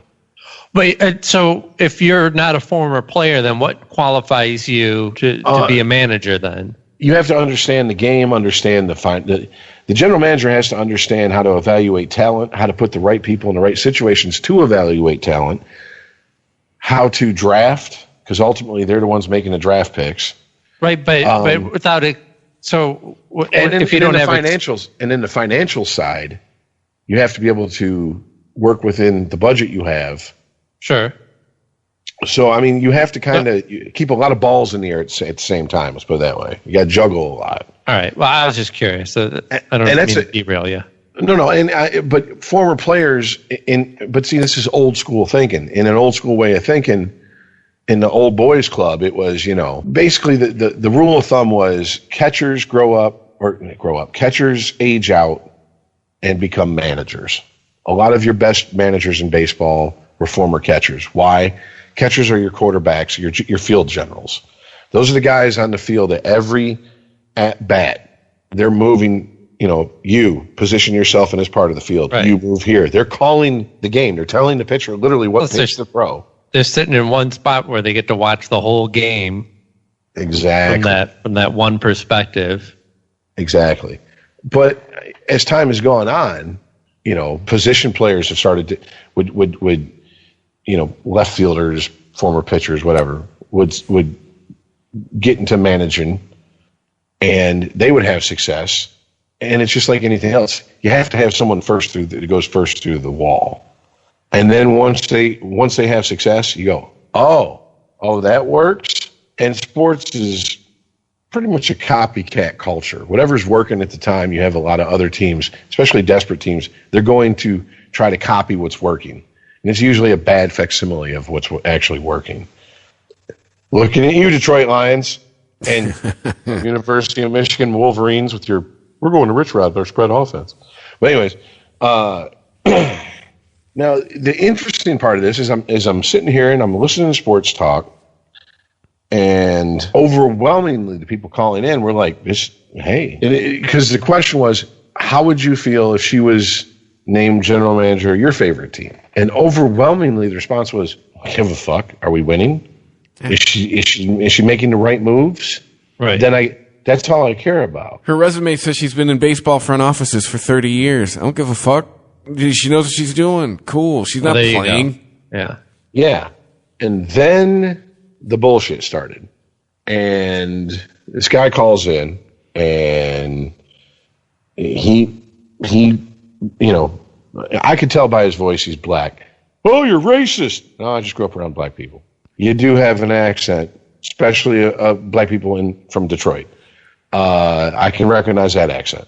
The black accent. And yeah, pretty much. And he calls up and he's like, well, here's my issue with it. He was the first negative person that called. He goes, affirmative action has only helped white women. And the hosts were like, but she ain't white. Okay, we're trying to. Okay, you feel that way. What proof do you have? Well, look at her hiring. And they're like, she's like Cantonese, Vietnamese. It's clearly an Asian woman. Yes. Look, you didn't get it from her last name? And he's like, well, we need more black men and men of color in there. And they're like, so wait a minute. Pick your battle, You want the old boys network of crusty old white dudes broken up, but only if it benefits you and your demographic. Yeah, man. Welcome to America. This is America. Play that. And I'm of the opinion of this, because there was one woman who called up, and to me, I it really took a lot for me not to pick my phone up and try to throw my 2 cents in, but I figured might as well just not waste my time, because I probably wouldn't have got on anyways. But she was like, this is great for us, and this is blah blah blah, and us and we and us and we and us and we, and all I could think of was that Chris Rock skit about O.J. Simpson getting called not guilty. People were like, we won. Black people were like, we won. And he goes, we? The fuck did we win? It's been 5 years. I'm still waiting for my OJ prize. Yeah. Send that shit in the mail. I've had that same thought the last people shouting in the streets, we won. And I had it 4 years ago, and the Trump people we took our country back. What'd you do? What'd you win? What do you mean we? What? Yeah, it's the same feeling. Yes. She is blazing a trail, and she should be. Well, wait, do you guys not say that as sports fans? If your team wins, do you say we won? I try not to, because that's kind of like, I cringe every time someone's like, we. And I'm like, oh, I'm sorry. Were you out there blocking 300 pound, 6'8" men? Really? You were out there doing that? Because I didn't see you on the field, Earl. But, okay, we won. Okay, all right. But I mean, sometimes, it's just like anything else. You get so into it in the moment and be like, yeah, we scored a touchdown on them fuckers. But then you come back down to reality and realize you didn't do shit except for sit on your ass and eat fucking pork rinds. Yeah, I ate nachos and drank beer. I didn't do dick. That's what you did. But I understand the feeling of pride of, hey, man, there's a woman out there blazing a trail. Absolutely. And hopefully, if she does, and, she does well, she'll leave footprints and blaze a trail enough to leave footprints for other women to come in and do it. Because here's the deal. If women, people are like, whoa, because one guy called. It had to happen. He called and he goes, I don't want no woman telling me about sports. What's she know? She didn't grow up with it. Blah, blah, blah, blah. And I'm just like, oh, my God. Well, but, Rich, I don't, honestly, I'm not saying that you're trying to be sexist, but it's sexist just to say, like, oh, if she does well, that other people will follow in her footsteps. No, it's not. It shouldn't be on her to. No, it's not have sexist. to do well. Like, if a guy doesn't do well in that job, that doesn't mean that they go, well, clearly white guys aren't cut out for this job anymore. But if a woman gets put in the position, then all the future women hirings for this position are now on her shoulders. Okay, first of all, if she does, when I say if she does well, that's what they were saying on there. And they were saying it in the context of this. If she does well, she's going to blaze a trail, right or wrong. If she doesn't do well, she should still have blazed a trail, right or wrong. Yes. She should not be above criticism, but she should not be below criticism either. You know what I'm saying? Like if she's a bad general manager, call her out. But we know what's going to happen. You're going to have these, and it's going to be a loud minority because that's what we have. They're going to probably go, you're only doing this because she's an Asian woman. Get the fuck out of here. Seriously? No, she's a bad general manager. If she's a good general manager, people won't give a fuck. See, as much as we love racism here in America, we love a winner more. I mean, with Tiger Woods, was he even considered black by most people? Sports fans, were they like, Tiger Woods is a black golfer? Right. No, he Didn't was we just get him the in the best trade? golfer. Tiger Woods. Trade. No, black people got him. Because we got to keep Eminem. I've always wanted to say this for shizzle. Yeah. I forgot about that. And then the Asians got the Wu-Tang. Konnichiwa, bitches. Yeah, I forgot about that. Yeah, and white people got to keep Eminem in that deal. And we got to give OJ back. Yeah. Because as Eddie Griffin said, we knew he wasn't our Negro when he was running through the airports in those commercials because let one of our black asses do it, and then we're going to get shot. We knew he was with y'all white people because ain't no black person running through an airport and not getting shot in the 70s. Well, I have to say this woman must have really thick skin because that's what I've generally heard about Asians. No, I mean, it don't even make sense. It's so random. It doesn't make sense. to even like consider taking on a job like that where like every slip up is going to be telegraphed to everyone. Like you've got a lot to prove. You're going to have, sports fans are crazy. I'd hate to be just a white dude taking on that type of responsibility. To be fair, and I this might mean nothing to you because you're not a sports guy, but yeah, I think the president of operations right now is who I'm wanting to say, Chris, for the Marlins, because he's part owner, is Derek Jeter. Ah, yeah. And Derek Jeter did the hiring, and she was with the Yankees when Jeter was with the Yankees. Jeter is across the board respected in this sport. For him to do that hiring, that is as much as a coronation as you can get, essentially, for a general manager. Like, oh, Derek Jeter hired you? He's one of the best that has ever played. We're talking rare air top 5 guys to ever play the sport. His opinion's respected. Oh my! This ESPN article about her they are coming all over themselves. Holy shit. Well, I mean, look, here's the thing. I don't have an issue with people going like, oh, that's a quote unquote glass ceiling has been broke now. Okay. I don't have a problem with that. It's just like, I didn't have a problem with, Obama's first black president. Well, he's half white, half black. So we're only going to celebrate his black side. By the way, Asian people, black people, white people, we're not one monolithic group, all right? Period. End of story. We're individuals. And as an individual, I guess you could be proud of someone who comes from the same background you did, and she I'm going to go ahead and go out on a limb, not much of a limb, but I know she had to defeat some long odds to get where she's at. Big time. Because it's not a position that is. I don't think there's ever been a female general manager in any male sport. Period. Right. I mean, this is not just baseball. This is sports. I mean, there was one of the coaches on one of the teams. If you just look at the numbers about, if you want to talk about competitiveness for this job, think about how competitive sports is and how many people that want to play that sport and actually get to play it professionally. There's even less managers than there are players. Mm-hmm. It's like I've always said, people think head coaching is so easy. There's 32 teams. There's 32 jobs in the entire world, and you're good enough to do one of them. You're good enough to be one of them. That you're pretty fucking rare air right there. This is not just saying that your dream is to be in a rock and roll band. You want to be a world famous lead singer. That's the goal that she was shooting for, basically. So anybody gunning for that position has got to be super thick-skinned and highly competitive. Oh, absolutely. Absolutely. And we had one of the thickest-skinned general managers in the history of the NFL here in the 2000s in Detroit.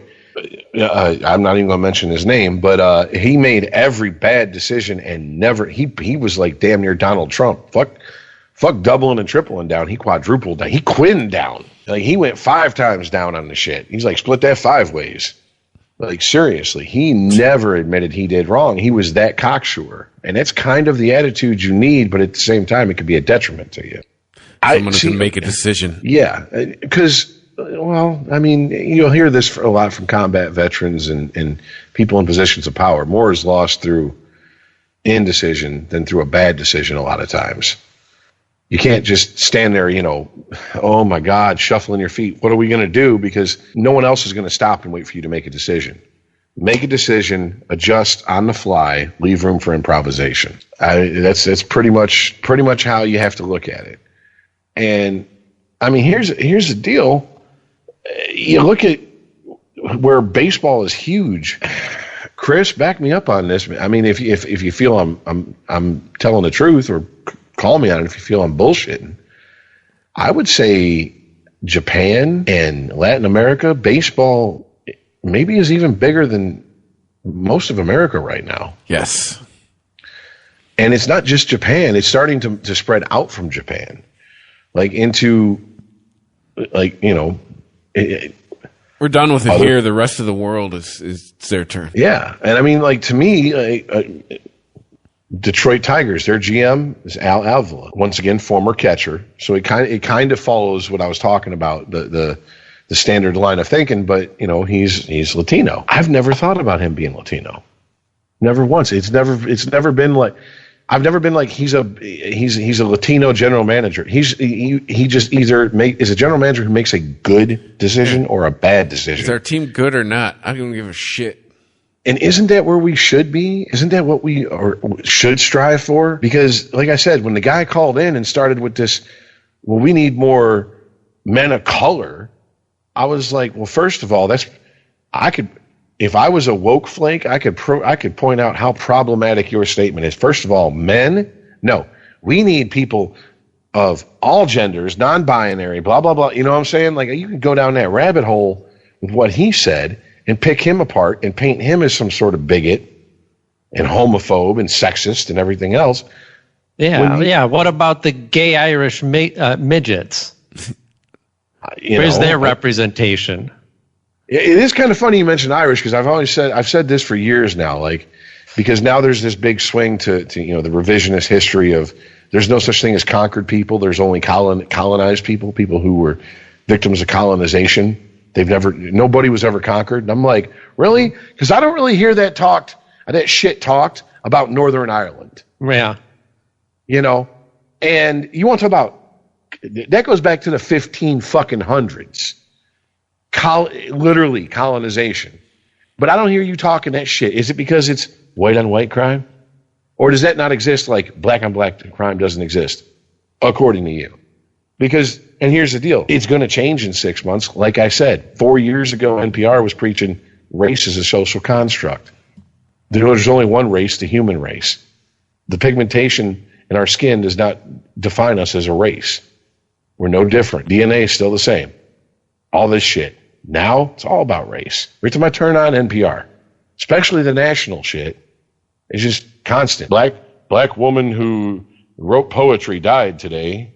Really? That's the first two things I got to hear about her is a black woman who was a poet.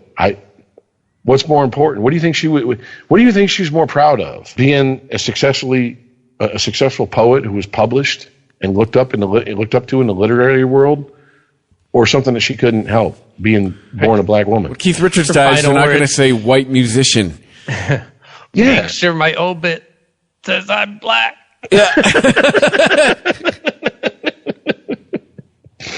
I want those motherfuckers to know. I mean, this is what I hope kind of dies down a little bit under Biden. But because I realize a lot of it is pushback against Trump. I really do. I mean, it's like the movie SLC Punk. You know, rebellion comes easy when you live in fucking, you know, certain parts of New York City, but rebellion comes hard in SLC Utah. You know, you got to earn your fucking rebellion, because when you go out dressed like, also you just got a new uniform. Yeah, exactly. Yeah. But ultimately, you were still wearing a uniform. Yes, and to me, isn't that the ultimate realization here? Are we all just playing roles? Because if that's the case, then we're not being real with each other. And what are we doing here? Are we like? I get that social media has turned us into a nation of narcissists, and we all think it's about us. And when we die, they're going to strike the set, and that's the end of the movie. But that's not reality. It's not all about us. Like, this podcast can go off the air, and maybe 15, 20 people would be really upset about it, and everybody else that listened be like mildly bummed until they found something else to fill the hole in their life. Maybe that's too cynical, but it's just. That's a perfect note to go out on. Oh, Christ. Hey, once again, the uplifting podcast. Thank you for listening. We do. You can't book us for motivational speeches. It is kind of an uplifting. Hey, look. A glass ceiling was broke. It's a good thing, because if you, even from just the most pragmatic way of looking at it, if you want your team to win, don't you want to pool of people to pull from to try to help your team to be bigger? You would. Even if you look at it just from wins and losses, that's all I care about. So if you're upset and you're butthurt about it, get the fuck over it. Especially if you're a Marlins. I don't know any Marlins fans, but if you're a Marlins fan, like, seriously, they changed their name and nobody even knew it. It's no bullshit either. What did they used to be called? They were the Florida Marlins. Now they're the Miami Marlins. And literally, people were still on Sports Center, the flagship of all sports talk or sports news. We're calling them, well, the Florida Marlins. The Miami Marlins. Like, they didn't even give a shit. They're like, no one cares about the Marlins. Kind of like the Tigers in the 90s and early 2000s. It's true. Chris knows one, but yeah. See, an Estino will go out. Everybody hates the Tigers. We are at Unregimented Pod on Twitter. Like us on Facebook. Made some changes in the social media game, so check those shit out. Unregimented at ChristopherMedia.net. If you'd like to send us an email, go to ChristopherMedia.net while you're doing all your holiday. Who knows? We'll get back to ordering everything online through Amazon. Click through our banner. You can help us out. Doesn't add to your bill. Win-win. Or if you just want to straight up give us cash, go to hit the PayPal button. And the list is shorter where you can't listen to us, but we're in all the big places. Apple Podcasts, Spotify, Google, whatever podcast platform they got now. We're also on Amazon Music, Audible, iHeartRadio. Yep, catch us a pod. We are there. So thanks for listening, and we'll catch you next time. See ya. Later, guys.